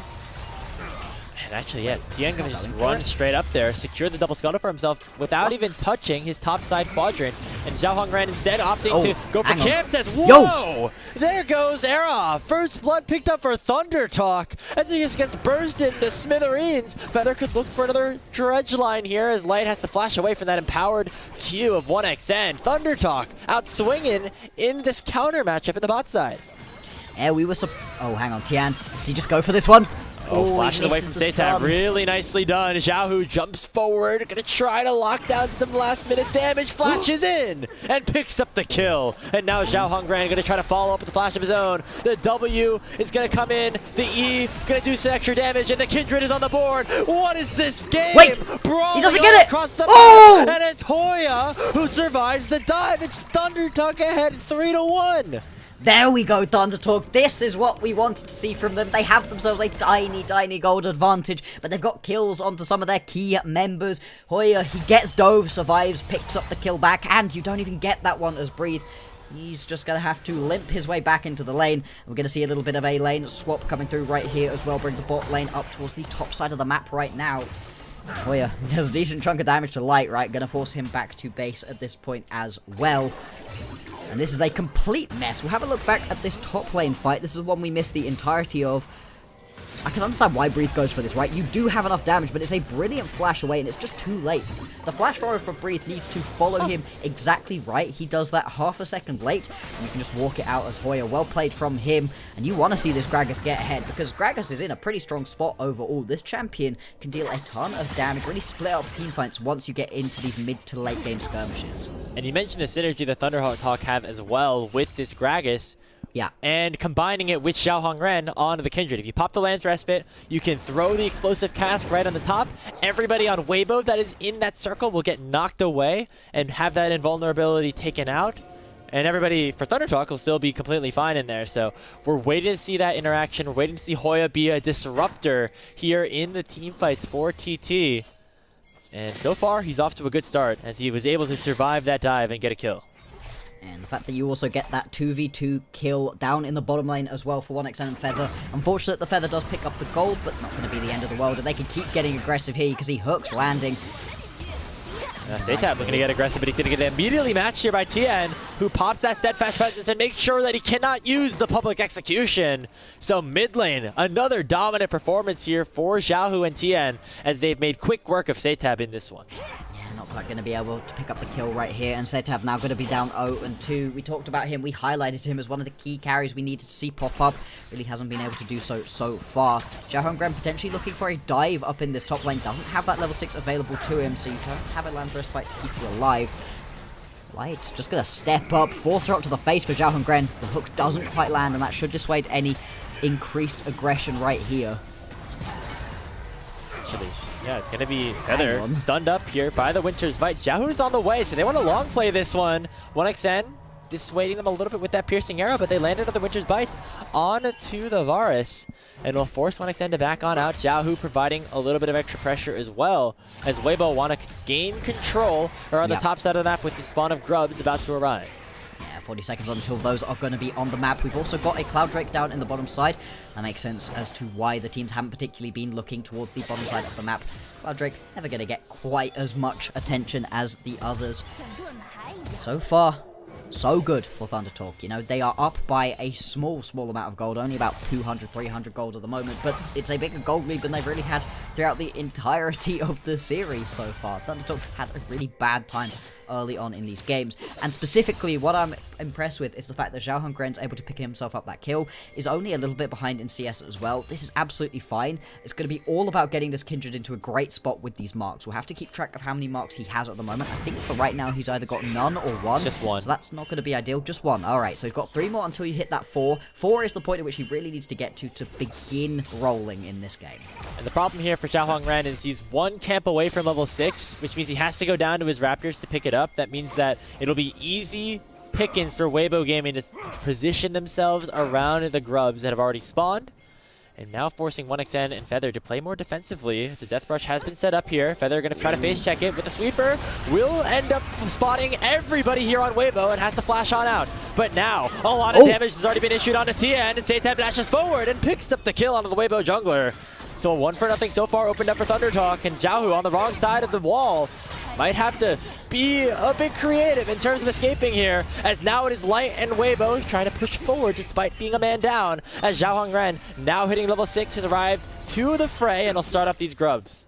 Yeah, despite the fact that both top laners have got teleport available to them, nobody really looking to move, and Thunderhawk finally get themselves involved in a grub fight. We've seen they were only able to pick up 1 for themselves across the course of the previous 2 battles. They're going to be able to grab at least 2 right here. Looks like the 3rd will be grabbed by Weibo. You just don't have the numbers to really keep it up, as Tian's been able to respawn and get back involved in this game. But Tian has also now died for the first time in 2 games as well. This is so much better out of Thunderhawk. She didn't notice that, but yeah, I guess you're right. Tien has had a pretty good go of things here in this series, so falling there, a little bit unfortunate. Xiaohong Ren getting a little bit back here into this one, as it was Setab to finally get on the board with the kill in that exchange. Thundertalk still have themselves a slight lead. They're able to get 2 of the 3 grubs as Weibo was able to push them off of the last one. Yep. And now we're set up in a position where, hey, if you're Thundertalk, you're feeling pretty confident, but there's still a lot more work to be done. Absolutely, they're going to need to keep getting the marks onto this Kindred. Like I said, only 1 mark available to Xiaohongren at the moment. Going to steal away these chickens. These are not marked up chickens. This is just stealing away a camp for the heck of it. Worlds comes out onto 1xN. Xiao actually chunking out this Varus very heavily, forcing the Chain of Corruption in onto TN, but now might have gone a little bit too far forward. The Deadly Flourish only lands onto the Nautilus, but in comes Breathe, finding the kill onto 1xN, forcing Xiaohongren to flash away, and gonna be the explosive cast actually sending TN straight into the Kindred. And here comes Satab, gonna flash forward the execution, gonna go way too far forward, and just get instantly 100-0'd. Xiaohongren gonna have to pop that Lance Respite, but he dies with the ultimate still up. Everybody just falling for Thundertalk as their lead is evaporating before their eyes as Weibo find 3 free kills. Yikes, Thundertalk, they try to get aggressive, try to steal away that camp, but 1xN gets chunked, then taken out, and Satab thinks he can be the hero, but this is not an Akali with multiple items and a lead under her belt. Instead, Satab jumps in, immediately dies. That's going to be the end of that fight. Like I said, the early lead that had been found begins to fall. Good hook onto Xiao Hu. Ignite goes down. Actually, 1xN, if he finds the piercing arrow, gets this kill. Oh, good flash out of Xiao Hu. Yeah. Could have been a good angle back into things here, but not enough here for TT, who really just went in 1 by 1.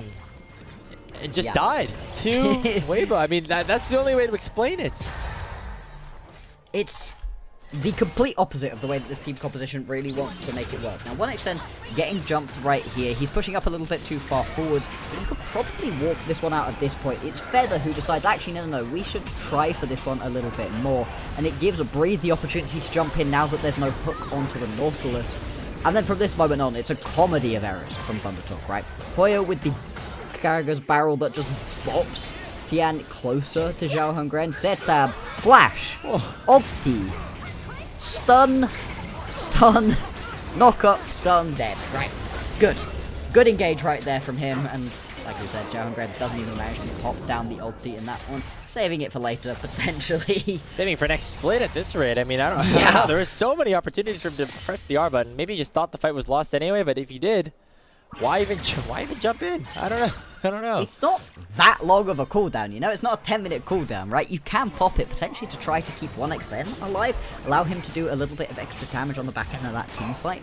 Isn't able to do so, and yeah, so far it's been a little bit rough. Satab 1 and 3 at the moment, down by a little bit of CS as well, having a pretty bad time of it. Still, you've got leads in your bottom lane, even across the jungle as well.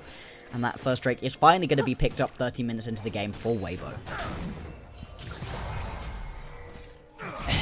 I was feeling so excited for TT. I was like, this is the best spot we've seen them in. Block's just going to get his prediction right. It's going to be beautiful. Gentleman's sweep, as they say sometimes. But, ooh. And the observers catch that too. I mean, this is just insult to injury at this point. Hey, it's not over, it's not over. Weibo, they haven't been able to establish themselves a lead so far. They are going to look for a play onto Hoya, who gets stopped. Yeah, steadfast presence from TN already providing so much value, and it forces Hoya down.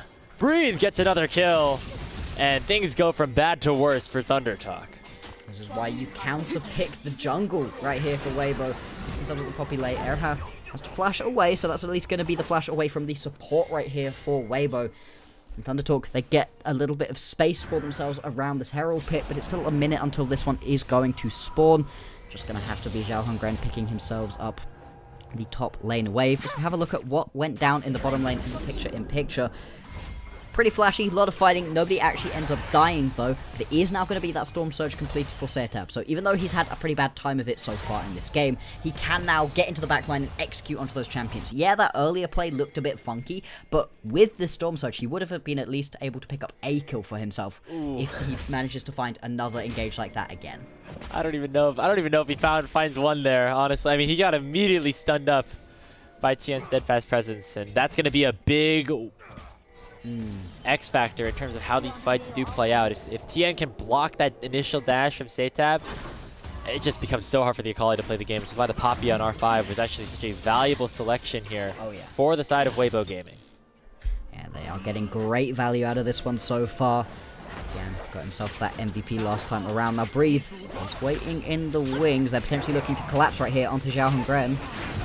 He just wants something. He's able to finally get another mark for himself, but the Deadly Flourish is going to slow him down. Meanwhile, on the backside of things, it is going to be Tien chunked down to half HP with the Chain of Corruption already utilized by 1XN.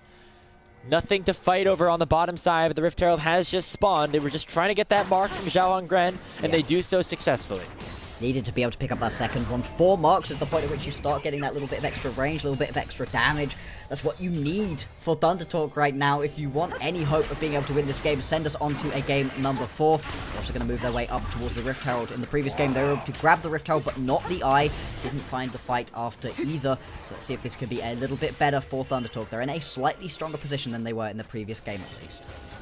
Zaytab had to get over the wall there as the Rift Herald's now at 4,000 HP. Tien has that Keeper's Verdict. Can he find it onto the Kindred? No, can instead try to find Zaytab, but does not connect. And now it's going to be the depth charge in. Zaytab going for the public execution. He uses it defensively instead of finishing off a kill.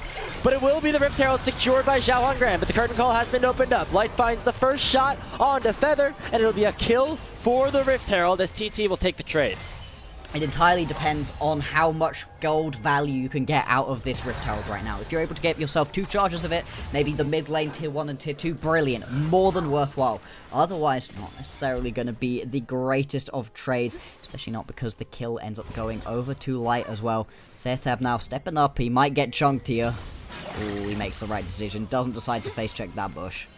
And I'm surprised that after Zaytab went in so aggressively at the start of that fight, he didn't try to finish off anybody. I mean, Tien was at 100 HP. There was other members that were very low. And instead, Zaytab used the second proc in the public execution to put himself in a safer position to dash away and to kind of take himself out of the fight. Could it be worth it, though, for Thunder Talk, as Zhao's already forced to flash away. And it will be the first tower picked up for the side of TT. So they are starting to get some things across the map. It is Feats of Strength now picked up for them as Zaytab fails his driving test as he immediately hits the curb. Yeah, not quite going to be able to get away with that one. Might potentially try to push this one through as Xiao, who is looking to head back to base. We've now got 30 seconds until we've got another one of these Drakes up and available. It's only the second one because nobody was particularly interested in grabbing that initial Cloud Drake. Whether if they can grab that, can look towards Drake stacking as another way for them to be able to scale into the later stages of this game. So far, they've been having an okay time of it. You know, it wasn't necessarily the best early game from them, but they've been able to stabilize, punish a few mistakes out of the Thunder Talk members. Now, Flash coming out of Breathe. He just about gets himself on the right side of that explosive cast. That's going to be a big a big summoner spell now missing right here for a key Weibo carry. And Thunder Talk would love this dragon. Not only would it potentially stall the soul, but potentially could set up a fight now that could be advantageous for the side of Thunder Talk, who have kept things close continuously. Tien hunting, waiting to go over the wall with the blast gun, but Xiao Hongren already bursting this down very quickly. Tien's gonna have to get in there to try to steal it away, and he does so! Just yoinks it from underneath Xiao Hongren's arms, and make sure that Weibo have a 2-0 lead in terms of the Drakes. Yikes, Thunder Talk, they put in all of the effort of picking that one up. Nice leash, says Tien as he comes swooping in, picks that one up. Like you said, 2-0, the Drake score at this point. The objectives have at least been far more back and forth in this game than we have seen previously, but it just doesn't feel like Thunder Talk are able to expand their lead. This is how they were able to win in the previous matchup that they had versus Weibo. Got themselves early gold leads, were able to just find these big team fights. So far, just haven't quite been working out at this point. Xiao Hongren steals away the Krugs, but the marked camp was going to be those Raptors. Unfortunately, it's still sat here on those 2 marks. Zaytab was like thinking about a solo kill, but just Bree says nah, pushes him away, and we'll say I'm gonna take this turret instead. So Zaytab having a really rough go of things so far here in this game number 3 on this Akali pick that he picked up early. Wanted to make sure he was comfortable in a potential clinching scenario, and now it's going to result in 1XN being the target here. The 4th shot not even necessary as Xiaohu will pick up kill number 9 overall for Weibo Gaming. And this is the thing, right? You've got so much map mobility, Tien using that Hex Flash to come over the wall. And the second that you get initially caught up with that one, there's kind of nothing you can do. We'll have a look back at this. This is rude. Oh, 87 HP. 87 HP. It's not even... Did he not smite? No. Is that a bug? I think Xiao Hongren didn't ever get the smite off. I think he was planning his escape a little bit, potentially. Wasn't able to think about that one as well. Now going to deal a little bit of damage to Erha, who just chucks up the Unbreakable, so it's going to be more than fine. You can see multiple members right now hanging around on the top side of the map at the moment, as it is going to be the Atakan spawning very soon. Right here, jumps onto the Rift. And Thundertalk, they've at least been proactive in attempting to get themselves a bunch of these objectives, but they haven't really been able to snowball them into any form of lead so far. Xiaohongren is slightly ahead in gold, compared to Tian. Second item, the Black Cleaver, to just try to shred that Poppy a little bit more. But the rest of the team, very far behind. Most notably the solo laners right now. Breathe and Xiaohu, if they get into these fights, can be very, very strong, especially compared to their opponents. We're already seeing one breakout potentially here. Feather finding the Dredge Liner to Erha. He's able to use the stand beside me to get over the wall. And there's not much really to fight for right now. The Otacon's on the top side, but Thundertalk, there's no way that they try to start this one up. You can see again and again Erha right here on this Braum. The Unbreakable is just doing so much work for him. All of the poke from 1xN doesn't land. Xiaohongren also not able to do anywhere near as much damage. Like you said, oh boy, it's going to be this Atakan started up here for Thundertalk. They know. Weibo, no. This is so risky. And it's taking so long for them to even get it anywhere close to being dead. It's at 5,000 HP, but already Tien's in a good position to try to yeet somebody away with the Keeper's Verdict. Gonna use it to just knock away Feather and force a 4v4 situation until Light arrives. 2,000 HP. It's gonna be a flip. Will it go over? Oh, no, it is Weibo who secure the Otacon. And the Land's Rest has already come out for Xiaohongren. Xiaohu and the rest of Weibo have the HP advantage, but here comes the re-engage. Depth charge forcing Tien to flash on out, but the curtain call has been unlocked. Feather getting targeted. The third shot, the fourth will not connect, but Breathe get the kill on Ahoya on the backside of things. And Satab is super disconnected from the rest of his team. Going to try to find Light in some sort of 1v1 trade. Oh! He will be able to get it, but he will go down in response as Light will make it a 1-for-1 extended. Oh, the fact that you're able to at least pick up a kill right there for Satab, it's something. But once again, we're just seeing Weibo. They're on a different level at this point after a slightly rougher early game. These team fights, they're just better. And it's the snap decision-making out of Thundertalk that just is not working out. Maybe if Xiaohongren had had a couple more of those marks, it would have been possible. But he's still stuck on the 3-mark point. Just doesn't have any damageable available to him on the Kindred. 1xN gets chunked immediately as well, and at the point at which Feather gets popped away, you kind of just have to go for this 50-50. That's what ends up happening, but at this point, Tian, he's been on the heat of this game, and in this one, he's got the fancy fingers when it comes to the smites. Oh, how much was it at? 21! Tragedy, and again, Xiaohongren did not use his smite, and also didn't use his Lamb's Respite to try to bait out the smite from somebody like Tien. So just misutilization of trying to secure that objective overall, as we see Hoya die again in the picture-in-picture. Oh boy. It's not been good so far from Hoya, unfortunately, in this game. Cool. This one was fun. Setup, yeah, I'm not entirely sure as Light. Oh, the grenade! It was following him the whole way! Oh my. I was wondering how he died. He was like, that grenade went on a journey. Yeah, that grenade was having to chase him around. It would have eventually killed him no matter what. As we jump out of that replay, we are going to head straight on into the soul point being picked up right here for Weibo. They are up by 5,000 gold in this game. Like I just said, soul point available to them as well. And now with the Baron spawning in 1.5 minutes time, Weibo, they are in complete and utter control of this game, of this series. Looks like they are going to be heading on into the playoffs. Looks like Thundertalk are going to have their series cut short right here. Oh, Satab, he was spotted out by that sweeper of Tien. Now going to be forced to fight out a 1v2, but he does not win those at all. Xiaohu getting another one. And Weibo just adding pieces to the puzzle of a trip to the postseason in Game 3. Steadfast presence just making it so hard for Satab to be able to play out any of these team fights, any of these skirmishes. You can see right here.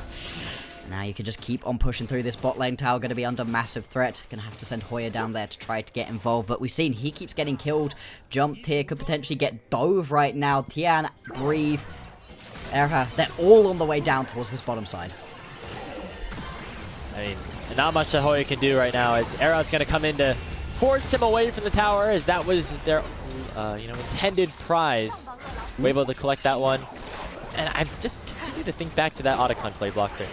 It felt like Thundertalk were actually not in the worst position overall when they started that one up. It felt like they did not need to flip the game at that point, but you know, that's just kind of what happens when you're down so much in a series. When you're constantly getting beaten down, you are looking for some angle to just completely flip the game. That's what they did, but the flip did not go the right way. Thundertalk feel like they've been on the ropes since the very start of this series, never really able to find their footing, and even when they did have that little bit of a lead, they just were throwing it away in various places. Xiaohongren finally has 5 stacks, so he is going to be beginning to get rolling. You know, it's a little bit of a start for him at this point, but it might be a little too late right here for Thundertalk. Like we said, down by 6,000 gold at this point. Baron is now up and available. Thundertalk can grab themselves the Baron, find a teamfight around that. Maybe that's a good pick. Nice combo from Hoya. It forces Zhao to go golden, but he's able to generate so much distance. The Between Worlds going to keep him alive for now. And now here comes the follow-up. Tab not even able to pick up the kill on Zhao until the Storm Surge comes through. It's a 3-for-1 with the curtain call forcing out Xiaohongren. A 4th one finds 1xN. And Weibo Gaming just dominating this series front to back. It's a nice try out of Hoya. Tries to get that fancy little bot back with the explosive cast, but unfortunately, Zhao, who's the target you pick up with the flash, with the Between Worlds, with all of the invisibility that this champion has, more than easy enough. Xiaohongren, he tries for one final steal, but he's just going to get knocked up. Has to use the ulti. Don't even know if that's going to save him necessarily. Breathe. Yeah, is just going to be able to land that accelerated shock blast to pick up that kill. A delayed ace right there, and the Baron to follow. Weibo Gaming, this one is all but done. So unfortunate for them. You predicted Thundertalk coming in with your predictions. You thought maybe there was a chance for them, but in this game, I'm not even sure they ever got off the bus. Picked a lot of upsets. None of them really came into fruition. As again, a nice attempt by Hoya here, but they're just so far behind, and Zhao just lives for way too long. There's no way. When you're chasing around Zhao in the backline, you've got your Akali just desperately trying, like we said, the Storm Surge, just about enough to finally pick up that kill, but oh boy, it doesn't even matter at this point. Everybody's on the run. We didn't see this one. Beautiful hands right there of that second shot even, picking up the kill onto 1xN. So much damage available to him, and 1xN just hasn't been able to play this one out either. Had to go towards the Poke Varus, because all of the aggression, all of the close range damage from Weibo meant the poke was just going to have to be necessary. You don't need to be that main auto-attack damage threat either, because Xiaohongren was there, but when it hasn't worked out for Xiaohongren, when you haven't been able to pick up those kills for 1xN, it just doesn't feel like there's anywhere to really play around. It would take a true miracle at this point for Thundertalk to get themselves even back to even at this game. Yeah, we're beyond that at this point. It's going to come down to some sort of miracle for Thundertalk. It's been the case going into this game in terms of the series, and now in terms of this game, you know, at this point, 28 minutes into this one, Xiaohongren trying to find a little bit of gold on the top side of the map, but he's leaving the rest of his team to fend for themselves with a Baron up minion wave in both mid and bot. Gonna lock down these inhibitors sooner rather than later. So it looks like Thundertalk gonna try to find a response. They find the Chain of Corruption and Era, but there's just not enough damage for Safetime to finish anybody off. Tian dashes forward. They're gonna try to find the kill to 1xN, and that's just gonna be all too easy, and that's gonna be the game. Xiaohu picks up a double kill, and Weibo Gaming hunting for the win. They're going to be able to push through. Mid lane inhibitor falls, bot lane inhibitor falls as well. And there's a ton of these Baron empowered minions pouring into the base. 4 of the cannon minions taking down these towers, taking down the last remnants of Thundertalk's Split 2 here in the LPL. It's rough, but Weibo, they've just been better today. I mean, it's going to come down to some sort of miracle. They root up Xiaohongren with a deadly flourish. He still has the Land's Rest, but the Nexus is William the target instead. The sleeping giant has awoken as Weibo Gaming are going to be up firing for the postseason. They 3-0 Thundertalk, and it'll punch their ticket to playoffs. It's not close. It's not close at all. Even in this game, we'll see when the gold graph pops up. There is a brief moment where Thundertalk look like they might be able to make this game work, but they never get the Kindred rolling. They never get the Varus rolling. Hoya's getting chased around. Setab has a horrible time of it on his signature Akali as well. And unfortunately today, Weibo were just better. This was the form of Weibo that we needed to see from them. They needed to completely dismantle Thundertalk. Maybe that puts a couple questions in the minds of those top group Ascent teams for do they want to pick these guys. They take their bow here on the stage, and they punch their ticket to Group Ascent next split, and to the playoffs right here. And as you said, it's a very interesting conversation of, does this change the minds of some of the top teams here in the LPL? Is anyone's Legends, is a JDG going to be more fearful of this Weibo Gaming roster now that we've seen them kind of truly unlocked in a 3-0 over Thunder Talk, who do bow out after a relatively disappointing split number 2. Obviously, things never really lined up for them, and then halfway through the season, they lost their main leader, their main shot caller, who's been with the team the longest in Beishuan, and yeah, just never really got things going from there. We saw some certain areas of promise for them in the back half of the split, but unfortunately for them, their split 2 ends in a bit of a disappointing fashion, and they will be in Group Nirvana for split number 3. Yeah, it's rough. It is rough right here. Thunder Talk, so close, right? They managed to get themselves into playoffs in split 1 and then immediately get knocked out by BLG, who they've been able to beat during the regular season. And then here, they're so close. They're one best of 5 away from being able to get themselves into playoffs again. This roster, I think it needs a couple of changes, potentially. Something a little bit broken right here, especially after Bertrand gets poached away over onto BLG. We'll see how far the BLG are able to go with him. But for Thunder Talk, a couple changes potentially going into split number 3. Group Nirvana doesn't mean they're out of everything. There's still a world, even though maybe it's not this one, where they're able to get themselves into the playoffs, into potentially Worlds next year, this year for themselves. But for Weibo, the journey continues now. They've done the really hard part, and now they've got the really, really hard part of actually playing in these playoffs. And because they are going to be one of the lower seeded teams going in, they potentially have a very rough opponent for them going forwards. Yeah, it'll be very interesting to see what Weibo look like in the first round of the playoffs now, because they looked very bad in the second half of the season. You even saw them sub in Hong for the last 2 series of the round robin because they were just struggling so much, even with Erha coming in. But it just, all of a sudden now you're thinking, hey, things might be starting to click. But then the question then comes down to, is this Weibo really coming to play? Or was Thunder Talk just really terrible and Weibo able to take advantage of it? Yeah. Kind of feels like 6 of one, half a dozen of the other, right? In this situation, I would, looking at the quality of the game right here, feel like Weibo had an easier opponent. They did enough for themselves during the regular season, during the first half of the round robin, to be able to draw themselves Thunder Talk and have an easier time in this play-ins best of 5. They're going to have a really rough time of it, I think, once they get into the playoffs. But of course, if this is them beginning to get back to form, if this is them finding a way to really play, as we know Weibo can, right? We've seen great highs from this team. They just haven't been able to put it together for a while. This was a much better look from them overall, and I hope that they are going to be able to replicate this once we get into the playoffs. Yeah, I know. If we think like back to previous years, even back to just a year ago, where Weibo had to play their way through the gauntlet into a world spot, that 4th world spot, by beating JDG. They always seem to clutch up in the moments that matter most, and knowing that elimination and a spot in Group Nirvana was on the line here in this series, it seemed like all these veterans who have so much experience together, or not even together, but just overall in the LPL, understood the assignment, and they made sure that they did not throw away this series like they had so many of their regular season series against teams that were perceived as weaker against them. Yeah. Being able to pick up these victories versus these lower tier teams, very, very important right here for Weibo. For Thunder Talk, I feel like making Group Ascend for them was kind of where they were looking for.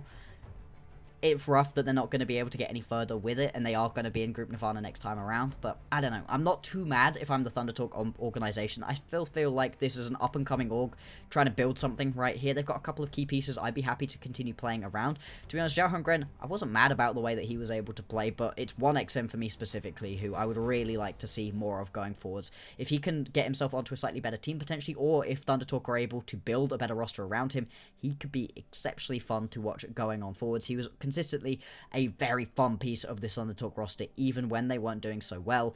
For Weibo, felt like everybody stepped up in this game, but specifically, you got to be looking towards the jungle, right? Tian had a brilliant series for himself there. Yeah, I feel like overall the top side of Weibo was always the most consistent part for them, even when they were going through a lot of their weaker moments this season. I think Breathe has had himself a pretty good go of things, and Tian even, who is a player that has overall been criticized for his inconsistencies in the past, actually I think had a pretty good season overall. It was solid enough, especially for a team that went 2-7 in the second round robin. So good to see him really step up here. He's going to have to be a big part of what Weibo are doing if they want to have any sort of run in the playoffs, because there's a lot of really good teams that they're going to have to go up against. Yeah. I mean, we think about the teams towards the top that they're going to have to play in the first round, either one of Top Esports, Anyone's Legends, Billy Gaming, or JDG. Those are going to be really tough series regardless. And yeah, it's going to have to be somebody like Tian, who has had that experience at the top of the world stage at some point to really come in clutch for this team. The fact that it is also a double round robin, sorry, a upper and lower bracket, an elimination bracket, I like that as well. I like the fact that even if you do lose your first series up against, say, Weibo get given Top Esports, sure, okay, that's not ideal for them that they've lost the first series, they now can't lose another one, but you've got some other teams that you could potentially keep ramping up against, get yourself further on into these playoffs as well. Should be pretty fun overall for them. And going forward, the playoffs are just going to be incredibly exciting. These first round matchups are going to be fascinating because, as we've been looking at, right, you know, the top end teams, who are they picking? The bottom end teams still means that we might end up with something fascinating like a JDG IG situation. That's crazy. I mean, we saw how fun that series was the first time that it happened, right? And so if we get that one again, it'll be really good. I'm going to ask our production if we have the updated like results of the play-ins, just so we can see the total teams that are going to be in the playoffs. But overall, it's those top 4 teams that we mentioned, and then IG, WE, Weibo, and FPX. All of our top seeds ended up winning, so just the top 8 teams from Group Ascend will be making it into the playoffs, Bloxer. And again, Top Esports will have first pick. I don't know when exactly the draw show is going to be, but taking a look around now, who are you taking with that first selection? Oh, who are you taking? It's the critical question right here. It's going to be Tian picking up his second series MVP. As Top Esports, I think you pick yourself up FPX. It's hard now, right? I think you pick yourself up FPX. I think the fact that FPX take 5 games to beat NIP makes them, in my mind, the slightly weaker team. But still, it's a rough choice. I think Weibo might have looked slightly better overall. I don't think you want WE. I don't think you want IG. I think those two are going to end up being the problem of the BLG and JDGs of the world.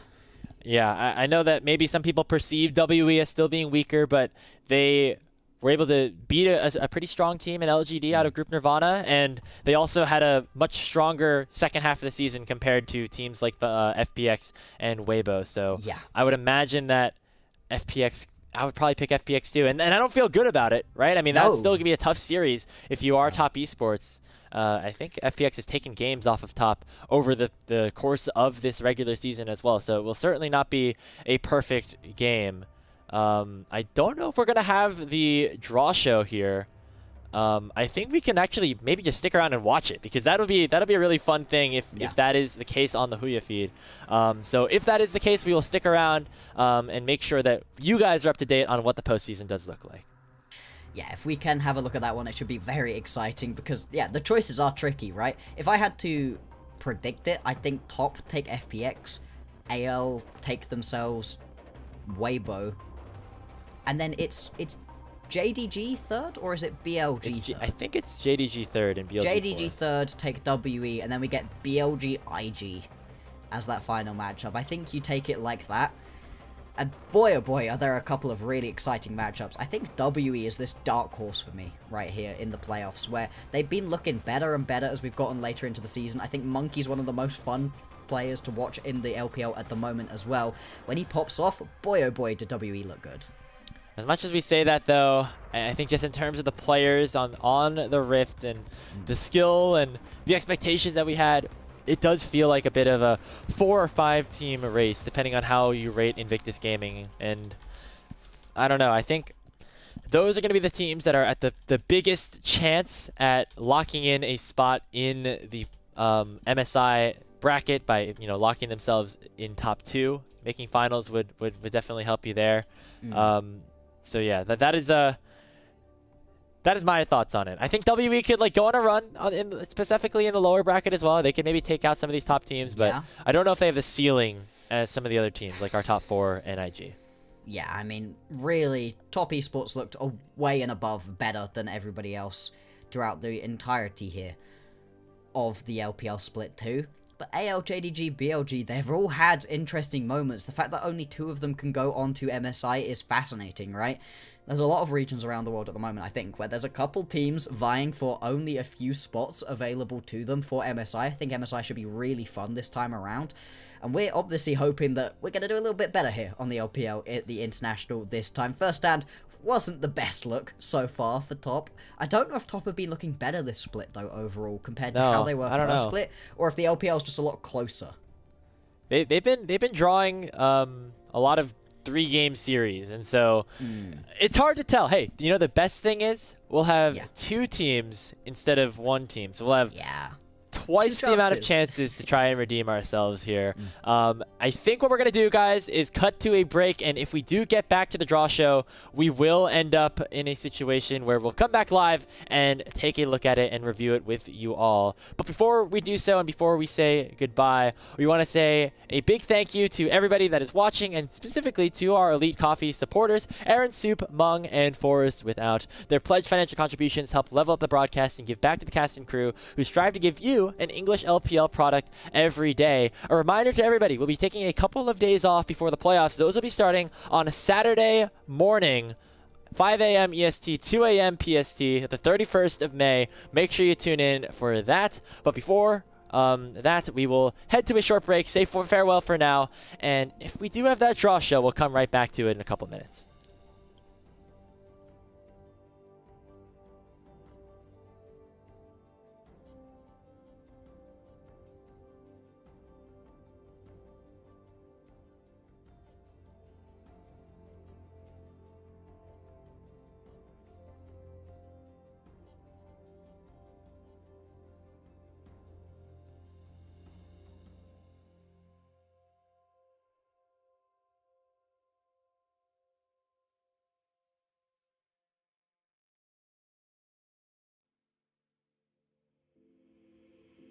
Take a moment right here, feeling like it's out gear, driving towards the sun with a rose and a gun. Feel the wind in my hair, going nowhere I swear, like an outlaw on the run. Dangerous but it's so fun, running, running, no, hold on, don't let go, running, running, no.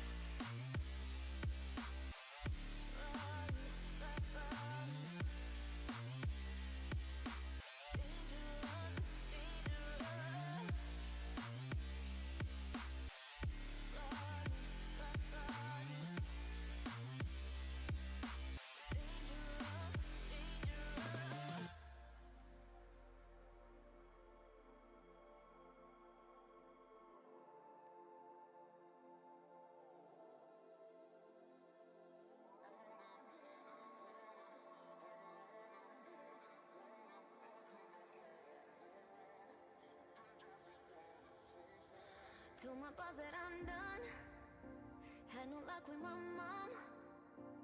Say, what will you do with your life? You know it's hard to survive. A cigar in my mouth, maybe guilty but proud. Now I'm an outlaw on the run, dangerous but it's so fun. Running, running, no, hold on, don't let go.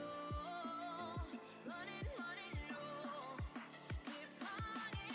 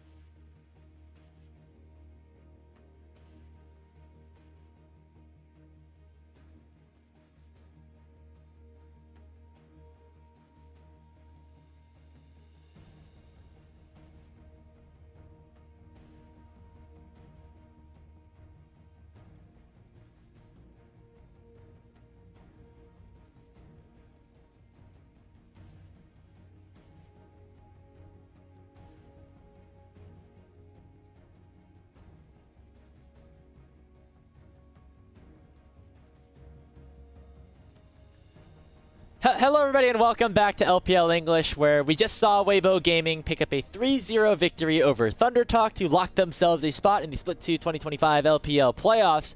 And we thought we were going to get a selection show where the top 4 teams selected which of the bottom 4 teams they were going to be facing off against. However, it was announced that that'll be happening a little bit later on in the day. And so what we're going to be doing is make sure you follow us on our social media platforms, LPL English _in-between over on Twitter. And we'll post the bracket once it is fully announced and updated over there. Bloxer, we still have a lot to look forward to, though, as the playoffs do start in just a couple of days. Saturday, we're going to get 2 best-of-5s and 2 best-of-5s on Sunday as well. It's going to be a great time to open things up in the upper bracket. Yeah, the fact that we get double best-of-5s as well, condensing this down a little bit more. There's a ton of playoff games as well. After we've already had a long regular season, I mean, the LPL, it just doesn't stop. Nice little break right here, you know. Do something else with your mornings or your evenings whenever you've been watching so far. And then join us back on Saturday, like you said, to see some of the best league we're going to get in the LPL all year long. Yeah, I mean, 2 spots at MSI at risk here for these 8 teams that have been left standing and wanting to bring more success internationally for the LPL. Could it be a team like Weibo Gaming going on an absolute miracle run? Well, got a little bit more likely after 3-0ing ThunderTalk here today. Want to give a quick shout out to everybody that helps us out on the LPL English behind the scenes. To Brad, our producer, and Kai, who helped step in for a couple once Brad's internet came out and eventually did come back. And to you, Bloxer, for being alongside me for this entire best of 5. Once again, our final series in the LPL play-in stage was a Weibo 3-0 over ThunderTalk. Thank you so much for watching, everybody. My name is Grapes, and we will see you all on a Saturday for the LPL playoff kickoff.